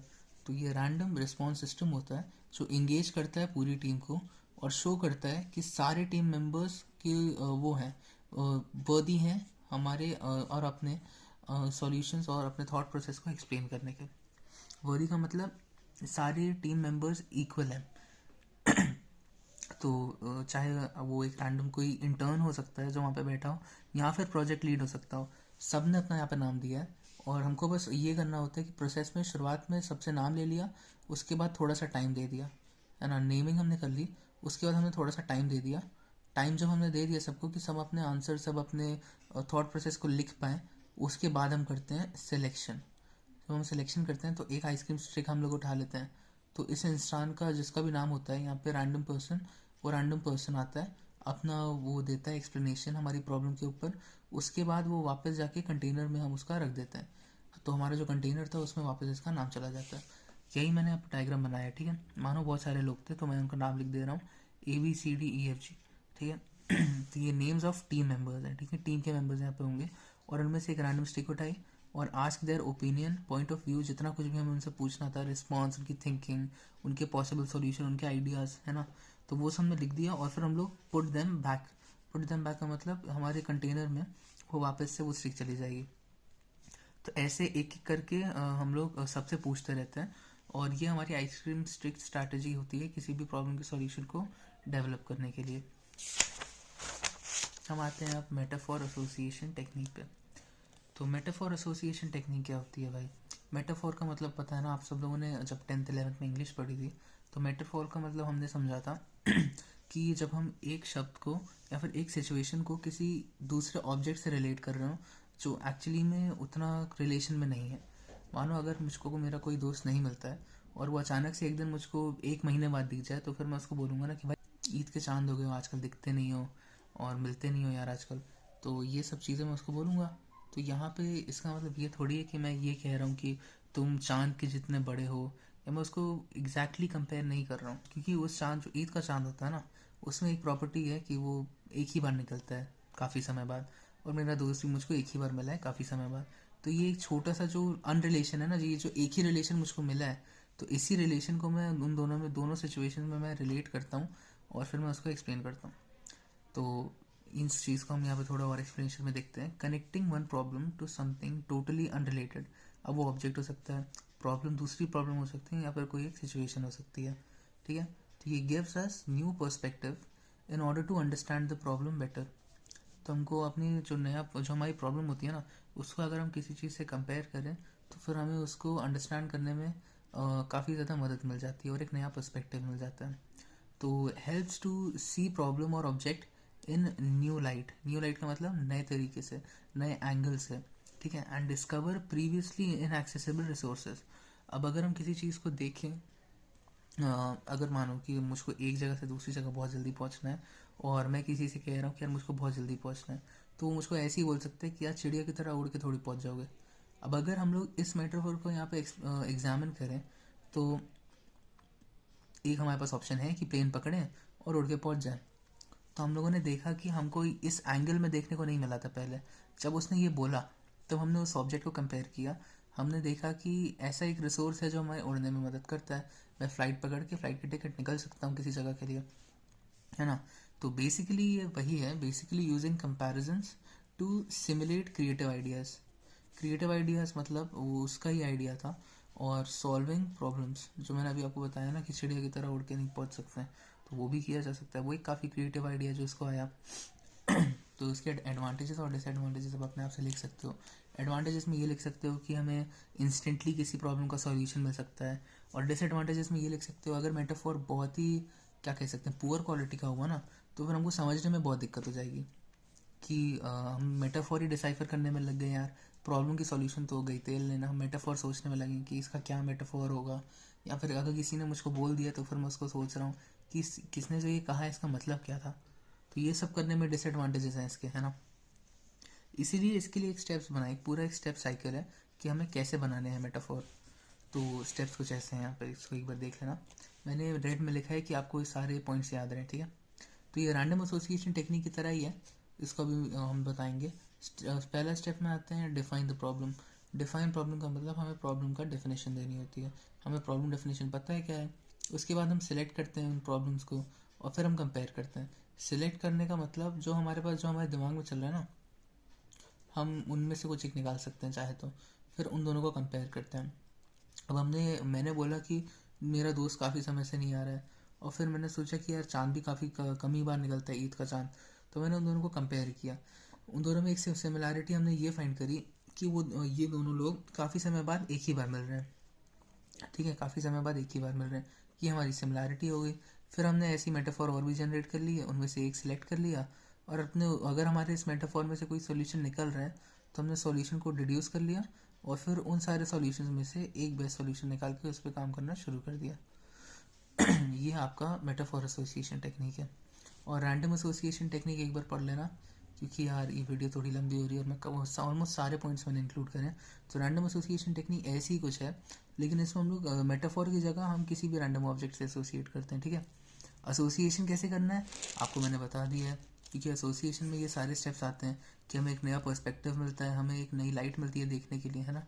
हमें इनएक्सेसिबल रिसोर्सेज पे एक डिस्कवरी मिल जाती है ना। हमको ये पता चल जाता है कि हमें कुछ टोटली अनरिलेटेड यूज़ कर सकते हैं। वैसे ही रैंडम एसोसिएशन में भी कुछ टोटली अनरिलेटेड यूज़ कर सकते हैं। हम एक नया पर्सपेक्टिव वो भी देखते हैं, और हम पर्सन या ऑब्जेक्ट से हेल्प ले सकते हैं चीज़ देखने के लिए। ठीक है, तो इसको एक बार पढ़ लेना। और हम आते हैं माइंड मैपिंग पे। माइंड मैपिंग पे आते हैं। माइंड मैपिंग होता है ना, माइंड मैप का मतलब होता है एक पूरा एक डायग्राम टाइप का बना लेना, जिसमें ऑलमोस्ट सारी चीज़ें लिखी हों जो मैं एक्सप्लोर कर सकता हूँ किसी फील्ड में। ठीक है, आपने काफ़ी बार वो देखा होगा कि डीएसए रोड मैप बनाया है या फिर डेवलपमेंट माइंड मैप बनाया है। कुछ लोग काफ़ी बार ये कहते हैं ना कि फ्रंट एंड का रोड मैप ही मैं दे दे रहा हूँ, उसको फॉलो करना, फ्रंट एंड डेवलपर बन जाओगे। तो जैसे वो लिखी होती हैं चीज़ें, उसी ऑर्डर में ऐसी लिखी होती हैं चीज़ें। तो ये इफ़ेक्टिव मेथड होता है जिससे हम आइडियाज़ जनरेट करते हैं एसोसिएशन की मदद से। एसोसिएशन का मतलब हम काफ़ी चीज़ों को रिलेट कर सकते हैं, और एक टॉपिक के अंदर जाके उसमें जितनी चीज़ें हैं वो सब एक्सप्लोर कर सकते हैं। तो ये एसोसिएशन से होता है। हमें एक सेंट्रल आइडिया मिलता है, और हम उस सेंट्रल आइडिया से सारे डायरेक्शन में काम करना शुरू करते हैं। जितनी डायरेक्शन में हम जा सकते हैं वो सारे डायरेक्शंस में हम काम करना शुरू करते हैं। तो हमको एक ग्रोइंग डायग्राम बनाना होता है। ग्रोइंग डायग्राम कैसे बनाता है वो मैं अभी आपको नीचे दिखाता हूँ, मैंने बना रखा है। तो हमारे जो डायग्राम होगा उसमें कीवर्ड्स होंगे। ठीक है, कीवर्ड्स होने चाहिए। कीवर्ड्स हमें उस पूरे डायग्राम का महत्व बताएंगे। हमें फ्रेजेस, आप चाहो तो हमें फ्रेज रख सकते हैं, कॉन्सेप्ट्स का यूज़ कर सकते हो, आप फैक्ट्स लिख सकते हो, और चाहो तो आप फिगर्स भी बना सकते हो। अगर आप डिजिटल किसी सॉफ्टवेयर में बना रहे हो तो आपको इंटरनेट से इमेज उठा के वहाँ पे डाल सकते हो। तो ये काफ़ी अच्छा रहता है ब्रेनस्टॉर्मिंग के वक्त, क्योंकि ब्रेनस्टॉर्मिंग के वक्त हमें आइडियाज़ देखने होते हैं, और आइडियाज़ हमको ऐसे रिटन टेक्स्ट में ढूंढने में बहुत मुश्किल होती है। अगर हम ऐसा कुछ विजुअल रखें ना, तो फिर आइडियाज़ हमको काफ़ी जल्दी मिल जाएंगे। तो यही मैंने लिखा है, एक्सप्लेन कर देना इसके बाद बेनिफिट्स में, क्योंकि हमको एक बिगर पिक्चर देता है। क्योंकि मान लो एक आपके पास एक प्रॉब्लम है कि मुझको किसी की ट्रिप प्लान करनी है, तो मुझको वो एक छोटी सी एक छोटा सा क्यूबिकल है जिसमें मैं सोच रहा हूँ बैठ के कि यार ट्रिप प्लान कर रही है, ट्रिप प्लान करनी है, कैसे करते हैं। सबसे पहले यार तुम वहाँ चले जाना, वहाँ से तुम ये सारे सामान खरीद लेना, उसके बाद तुम कुछ और कर लेना, शेड्यूल कर लेना, एक ट्रैवल एजेंट को कांटेक्ट कर लेना। ये सब जो कुछ मेरे दिमाग में आ रहा है मैं वो सब तो बोल रहा हूँ, इसको हम ब्रेनस्टॉर्मिंग कहते हैं। ये भी एक सही तरीका है। लेकिन जो हमको माइंड मैपिंग कर रहा है ना, ये हमको एक बड़ी सी पिक्चर दे दे रहा है कि ट्रिप प्लानिंग में मुझको शेड्यूलिंग चाहिए होगी, हमें मोड ऑफ ट्रैवल देखना होगा, हमें प्रेपरेशन देखनी होगी, हमें डेस्टिनेशन देखनी होगी। इसके बाद शेड्यूलिंग में कितनी जगह है, उन जगह में मैं जाके कौन सी एक्टिविटीज़ करूँगा, ये सब हमको काफ़ी बड़ी पिक्चर दिख जा रही है कि जो मेरा पूरी ट्रिप होने वाली है वो एक्चुअली में ट्रिप वो क्या क्या चीज़ें कंप्राइज करने वाली है। तो ये हमको माइंड मैप प्रोवाइड करता है, एक बड़ा डायमेंशन कह सकते हैं। हमारी क्रिएटिविटी बेसिकली अनलीश हो जाती है, क्योंकि जब हम यहाँ पे देखते हैं, हम यहाँ पे पहली एक्टिविटी के लिए कोई क्रिएटिविटी निकाल सकते हैं, हम शेड्यूलिंग के लिए कोई क्रिएटिविटी निकाल सकते हैं, है ना। हम ये जो ट्रिप मोड्स होते हैं हम लोग उसमें DIY या फिर एजेंट में हम लोग कोई क्रिएटिविटी निकाल सकते हैं कॉन्टैक्टिंग की, या फिर हम DIY में कुछ मेथड्स या फिर कुछ ऐसे टैक्सी वगैरह बुक करने की अलग अलग मेथड्स निकाल सकते हैं। अब प्रेपरेशन पे भी देख सकते हैं आप। प्रेपरेशन में मैंने लिखा है लगेज पैकिंग रहती है, करेंसी एक्सचेंज रहता है। अगर आप अब्रॉड जा रहे हो तो फिर आपको रुपीज़ को रुपये में करना हो या फिर डॉलर्स में कन्वर्ट करना हो, तो वो करेंसी एक्सचेंज हो जाती है। ठीक है, आपको सेफ्टी मेजर करके चलनी है अपनी कि वहाँ पे आप कौन कौन सी जगह जा रहे हो, है ना। और ट्रांसपोर्ट भी देखना है, आपका ट्रांसपोर्ट कितना आएगा। और इसके अलावा डेस्टिनेशन, चाहे आप सहारा जाओ, चाहे फिनलैंड जाओ, चाहे श्रीलंका जाओ, चाहे USA जाओ, ये सारी डेस्टिनेशंस भी आपको मेजर हो जाती हैं। तो ये सब अगर मैं अलग अलग बैठता सोचने तो फिर मुझको बहुत ज़्यादा टाइम लगता, मुझे लिखने में बहुत ज़्यादा टाइम लगता। लेकिन अगर मैंने एक डायग्राम बना लिया, मैंने एक माइंड मैप बना लिया जहाँ पे सेंट्रल आइडिया मेरा ट्रिप प्लानिंग था, और उनसे मैं ग्रो कर रहा हूँ, उनसे मैं अलग अलग डायमेंशन में ग्रो कर रहा हूँ। पहला डायमेंशन था ट्रिप का मोड, दूसरा डायमेंशन था प्रेपरेशन, तीसरा डायमेंशन था शेड्यूल करना अपनी ट्रिप, और चौथा था डेस्टिनेशन। और फिर उन ट्रिप के मोड्स में एक एक डायमेंशन को मैं और एक्सप्लोर कर रहा हूँ, देख रहे हो। और एक्सप्लोर करते वक्त मुझको ब्रेनस्टॉर्मिंग करनी पड़ रही है। तो मैंने आपको एक्सप्लेन कर दिया, ब्रेनस्टॉर्मिंग से हमको ये सारी चीज़ें अच्छे से सॉल्व हो जाती हैं। ऐसे अगर मैं किसी चीज़ का सॉल्यूशन, किसी प्रॉब्लम का सॉल्यूशन लिखूँ तो वो कितना ज़्यादा ईजी होगा इमेजिन करने में भी और डेवलप करने में भी। तो ये था आपका माइंड मैप, ठीक है। माइंड मैप की सारी थ्योरी लिखी है यहाँ पे। आप चाहो तो इंटरनेट से भी दो चार पॉइंट्स और निकाल सकते हो और ऐसे कोई माइंड मैप बना देना वहाँ पे, क्योंकि अगर आप माइंड मैप बना दोगे ना तो फिर आपको पता चलेगा कि इसमें बहुत सारे क्रिएटिविटी जो आप यूज़ कर सकते हो।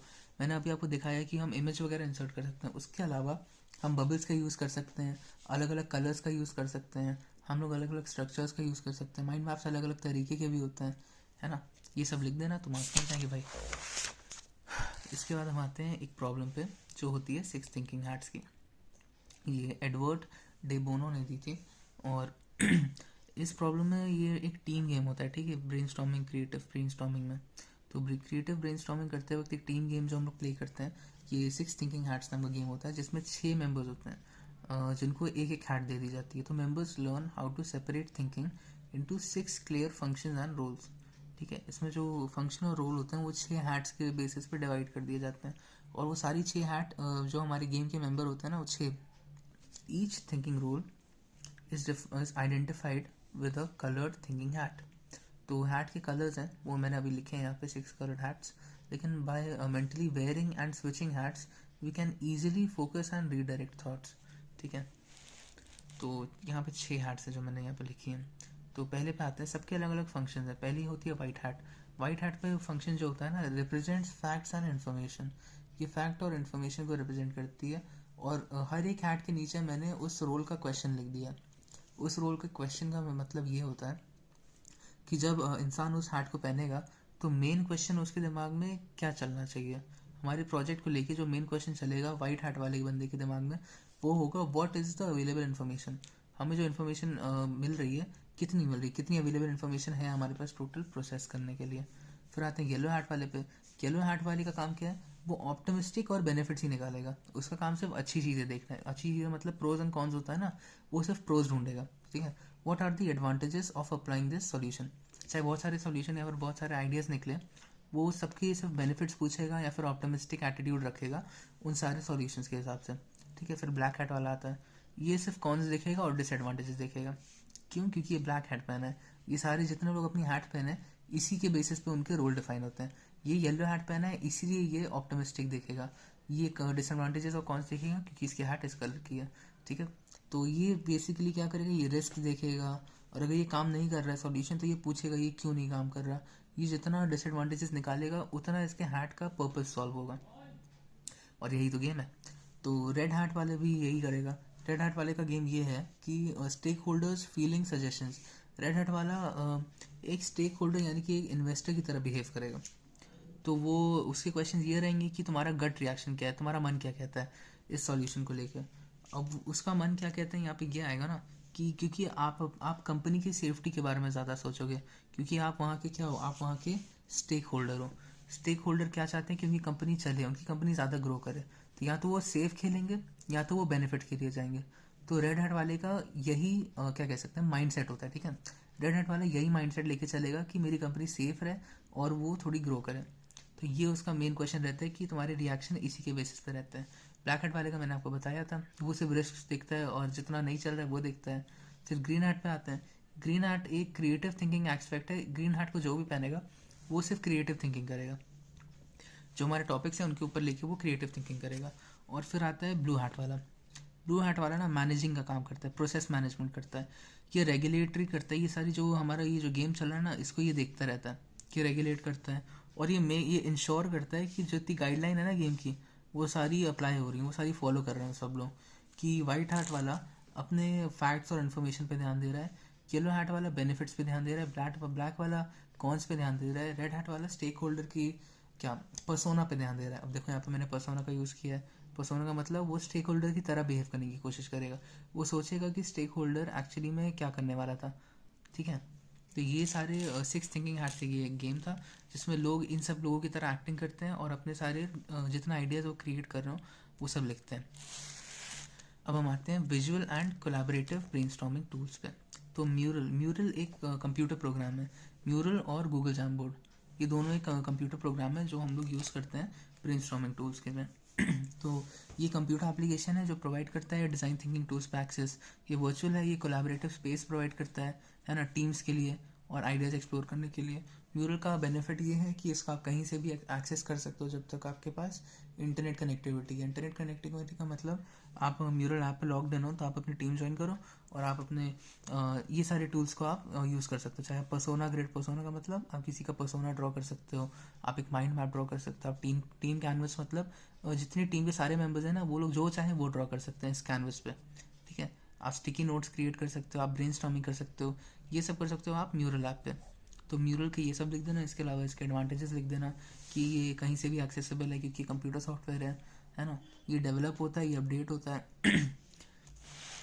फिर गूगल जैमबोर्ड पे आते हैं। गूगल जैमबोर्ड एक डिजिटल वाइट बोर्ड है। ये बेसिकली एक ब्लैक बोर्ड जो होता है ना वैसा एक वाइट बोर्ड होता है। ये डिजिटल वाइट बोर्ड है जो कोलैबोरेशन के लिए बनाया गया है गूगल के थ्रू, ठीक है। अब क्योंकि ये गूगल के थ्रू ही बनाया गया है तो गूगल क्या करता है, वो इंटीग्रेशन पे बहुत ज़्यादा ध्यान देता है। तो ये काफ़ी ज़्यादा इंटीग्रेटेड है डॉक्स के साथ, शीट्स के साथ, ड्राइव के साथ और गूगल मीट के साथ भी। जब हम मीटिंग करते हैं तो उसमें होता है ना ओपन वाइट बोर्ड, तो पहले उसको जैम बोर्ड या फिर यही बोल देते हैं गूगल जैम बोर्ड। तो वाइट बोर्ड जब हम ओपन करते हैं तो वो बेसिकली एक कैनवस ही बन जाता है जिसमें सब लोग इंटरनेट से कोई इमेज ला के डाल सकते हैं या फिर कुछ भी लिख सकते हैं। तो ये जी मीट पे अवेलेबल है। और इसके फीचर्स लिख देना कि पहली बात तो रिमोट है, कोई भी कहीं से भी इसको एक्सेस कर सकता है किसी भी मीटिंग के थ्रू। तो इंस्टेंट इमेज इंसर्शन, हम इसको इंटरनेट से कोई भी सर्च करके कोई भी इमेज यहाँ पे डाल सकते हैं कि अगर किसी को समझ में ना आ रहा हो किसी भी वर्ड का मतलब, तो वो वर्ड सर्च करो, जो चीज़ आ रही है उस इमेज को निकाल के यहाँ पे डाल देना, वो समझ जाएगा। फिर हम लोग इसमें देखो लिमिट देखो कितने लोग ज्वाइन कर सकते हैं, 50 कोलैबोरेटर ज्वाइन कर सकते हैं एक बार में। और ये हर चीज़ से इंटीग्रेटेड है गूगल की वजह से, गूगल कैलेंडर में, गूगल शीट्स में, गूगल डॉक्स में, गूगल स्लाइड्स में, गूगल मीट में भी। तो ये हर जगह इंटीग्रेटेड है। और आप एक वीडियो मीटिंग होस्ट कर सकते हो और प्रेजेंट कर सकते हो अपने आइडिया को बहुत सारे लोगों को रिमोटली। आप चाहे यहाँ बैठे हो, चाहे आप एम्स्टर्डम में बैठे हो, कहीं भी बैठे हो, आप रिमोटली अपने आइडिया को एक्सप्लेन कर सकते हो सबके सामने। चाहे आप पिक्चर्स ड्रॉ करो, चाहे इंटरनेट से निकालो, ठीक है। ये गूगल जैमबोर्ड था और ये म्यूरल था। ये दोनों सिमिलर कंप्यूटर ऐप थे, सबको वहाँ पर मेंशन कर देना, ठीक है। अब हम आते हैं लास्ट टॉपिक पे जो है मिलियन डॉलर आइडिया। अब देखो यार कि काफ़ी लंबी वीडियो हो गई है और मेरे गले में भी दर्द हो रहा है तो थोड़ा इसको जल्दी ख़त्म करते हैं। तो मिलियन डॉलर आइडिया क्या होता है? मिलियन डॉलर आइडिया को आप ऐसे समझो ना कि जोमेटो और स्विगी का आइडिया याद है, कि ऊबर का आइडिया याद है। इन सबका मेन आइडिया था कि जो हमारी गाड़ियाँ थी, जो ऑटोमोबाइल्स थे, उनका ऐसे यूज़ किया जाए कि इंसान की हर जगह मदद हो सके। तो वो एक ऐसे आइडिया था कि जो एक हर एक जो क्या कह सकते हैं, बहुत ज़्यादा सिंपल आइडिया था जिसकी यूटिलिटी अनक्वेश्चनेबल थी। अनक्वेश्चनेबल का मतलब ऐसा कोई क्वेश्चन खड़ा नहीं कर पा रहे थे जो वो यूटिलिटी सॉल्व ना कर पाए। वो हर जगह से यूजेबल थी और वो हर जगह से इफेक्टिवनेस बढ़ा रही थी। इन्फिनिटी का मतलब वो बहुत ही ज़्यादा बढ़ा रही थी। अब आप देखो ऊबर को देखो यार, कितना ज़्यादा सक्सेस हो गया है वो। तो उसका सक्सेस का कारण यही छोटा सा आइडिया था कि जो गाड़ी चला रहे हो वो अगर हम किसी और के लिए चला दें। उसके बाद ऊबर ईट्स आ गया कि जो गाड़ी चला रहे हो अगर वो हम किसी को डिलीवर करने के लिए चला दें। फिर ऊबर डिलीवरी आ गया कि जो पैकेजिंग डिलीवरी कर रहे हैं वो भी तो ऊबर के बेसिस पे ही होता है आजकल, है ना। तो ये मिलियन डॉलर आइडिया बन गया। यही होता है एक मिलियन डॉलर आइडिया। और वेरी सिंपल आइडिया होता है, इसको बस एक क्रिएटिव लुक चाहिए होता है ना। अगर ये मैंने ये देखा होता, ऊबर देखो, ऊबर क्या करता है, राइड शेयरिंग भी करता है। आप ऊबर पूल कर सकते हो, एक राइड में एक कार के अंदर 3-4 लोग बैठ के जा सकते हैं। तो ये बहुत सिंपल आइडिया था। लेकिन अगर इसको क्रिएटिव अप्रोच की ज़रूरत होती है बस, है ना। क्रिएटिव अप्रोच से अगर इसको देखा जाए तब इसके पोटेंशियल को लेवरेज कर पाओगे। हमने देखा इसको क्रिएटिव अप्रोच से और हमने इसका पोटेंशियल को कितना लेवरेज किया। देखो आज टैक्सी, ऑटोज, हर कोई इस पर चल रहा है ना। तो स्टेप्स देखना है, स्टेप्स ये क्या करता है ना, हमको एक मिलियन डॉलर आइडिया क्रिएट करने में ये सारे स्टेप मदद करते हैं। इनको एक बार देख लेना। तो पहले तो यही रहेगा कि जनरेट लॉट्स ऑफ आइडियाज़, जितने आइडियाज़ जनरेट कर पाओ वो सारे जनरेट करो। उसके बाद उनमें सॉल्यूशंस के लिए लुक करो। सॉल्यूशन जब मिलने लगे तो आप उन सबको ढूंढते रहो। जितनी कहीं गलतियाँ हो ना, तो गलतियों को सिर्फ एक स्टेपिंग स्टोन्स मानो। स्टेपिंग स्टोन्स का मतलब ये सिर्फ स्टेपिंग स्टोन्स हैं, सीढ़ियाँ की तरह है। सिर्फ सीढ़ियाँ में आप सिर्फ ऊपर ही चढ़ते जाओगे ना, तो गलतियाँ सिर्फ सीढ़ियाँ की तरह होती हैं जो आपको ऊपर चढ़ने में मदद करती हैं, ठीक है। तो सारी मिस्टेक्स हमको स्टेपिंग स्टोन्स की तरह ट्रीट करना है। हमको इन्फॉर्मेशन को कंज्यूम करनी है। कंज्यूम मैंने यहाँ रेड में क्यों लिखा है, क्योंकि इन्फॉर्मेशन तो हर जगह अवेलेबल है यार। अब तुम जाओ इंटरनेट पे जाओ, इंस्टाग्राम पे जाओ, फेसबुक पे जाओ, यूट्यूब पे जाओ, इन्फॉर्मेशन हर जगह है। लेकिन उनको कंज्यूम करना मतलब उसको याद रखना, उसको समझना, अंडरस्टैंड करना और अप्लाई करना, ये हर जगह नहीं होता है, इसलिए इसको कंज्यूम करने को कहते हैं। फिर keep your eyes, years and mind wide open. Wide open मतलब किसी का भी सजेशन जो आपको कोई एक चीज़ क्लिक कर दे दिमाग में, तो उस चीज़ का वेट करते रहो और अपने आँख कान सब खोल के रखा करो जब बात कर रहे हो लोगों से, ठीक है, खास कर जब आप ब्रेनस्टॉर्मिंग कर रहे हो तब। और डिमांड जो चल रही है यूज़र्स की, जो आजकल मार्केट में ट्रेंड चल रही है, मार्केट में डिमांड चल रही है, वो सबको फॉलो करते रहो, कि देखते रहो कि क्या क्या चल रहे हैं डिमांड मार्केट में, उनके हिसाब से तो आप सिलेक्ट करोगे अपना आइडिया को। अब मानो कि कोई डिमांड थी जो आपको बहुत पहले चाहिए थी, उसका सोल्यूशन आप अब ला रहे हो क्योंकि आपने फॉलो करी ही नहीं डिमांड अभी क्या चल रही है, तो वो तो यूजलेस हो गया काम। इसी वजह से अभी जो डिमांड चल रही है उनको हमेशा देखते रहना और डॉट्स कनेक्ट करो, जहाँ पे भी इन सब में कहीं रिलेशन मिले तो डॉट्स कनेक्ट कर लिया करो, ठीक है भाई। तो फिर आते हैं इस पर, तो डिराइव करना आइडिया को। अब ये भी एक तरीका है यार, इसमें मैंने कुछ हाईलाइट नहीं किया है क्योंकि $1 मिलियन आइडिया जैसे ऊबर है, ऊबर से आप चाहे आइडिया अपना डिराइव कर लो, जैसे पहले से ही $1 मिलियन आइडिया बना हुआ हो, उसमें से अपना आइडिया डिराइव कर लो और उसी पे काम करना शुरू कर दो। कहते हैं ना कॉपी पेस्ट कर दो, ऊबर का काम ओला ने कॉपी पेस्ट किया है, जैसे कि जोमेटो ने स्विगी का काम कॉपी पेस्ट किया है ना, तो यही रहता है। तो इस पे आते हैं, तो be enthusiastic in what you are doing. तो आपको जो आपका मेन रीज़न है ये सारा काम करने का, उसमें आपको एंथुजियास्टिकली एक्सप्लोर करना है, ठीक है।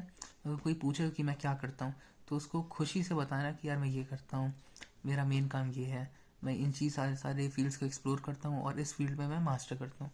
तो ये इंथुजियास्टिकली बताना होता है, ठीक है, कि आपका एक अच्छा इंप्रेशन बने सुनने वाले पे भी और जहाँ आप इन्वेस्ट करोगे उन सारे लोगों पे भी। और आखिर में कीप इट सिंपल, चीज़ों को कभी कॉम्प्लेक्स मत होने देना, जितनी कॉम्प्लेक्स होगी उतना ज़्यादा ख़राब होता जाएगा, ठीक है। तो सिंपल जितना हो पाए उतना रखना। और 11th मैंने खुद से डाला है, ठीक है। Remember these points and explain 2 to 3 lines in each. ये जितने पॉइंट लिखे हैं ना 10 पॉइंट, 10 पॉइंट में सब में 2 से 3 लाइन एक्सप्लेन कर देना, ठीक है। इस वाली को तो ऑफकोर्स छोड़ ही देना। और ये आपका आखिरी टॉपिक था और ये आपकी यूनिट ख़त्म हो चुकी है, कि वीडियो की यहाँ पे एंडिंग हो चुकी है। और मैं बस इतना ही कहना चाहूँगा कि भाई मेरा गला अभी बहुत दर्द कर रहा है तो यार इतनी मेहनत के लिए बस लाइक कर देना, शेयर कर देना, ठीक है, अपने दोस्त की हेल्प कर देना, ठीक है। और बेस्ट ऑफ लक।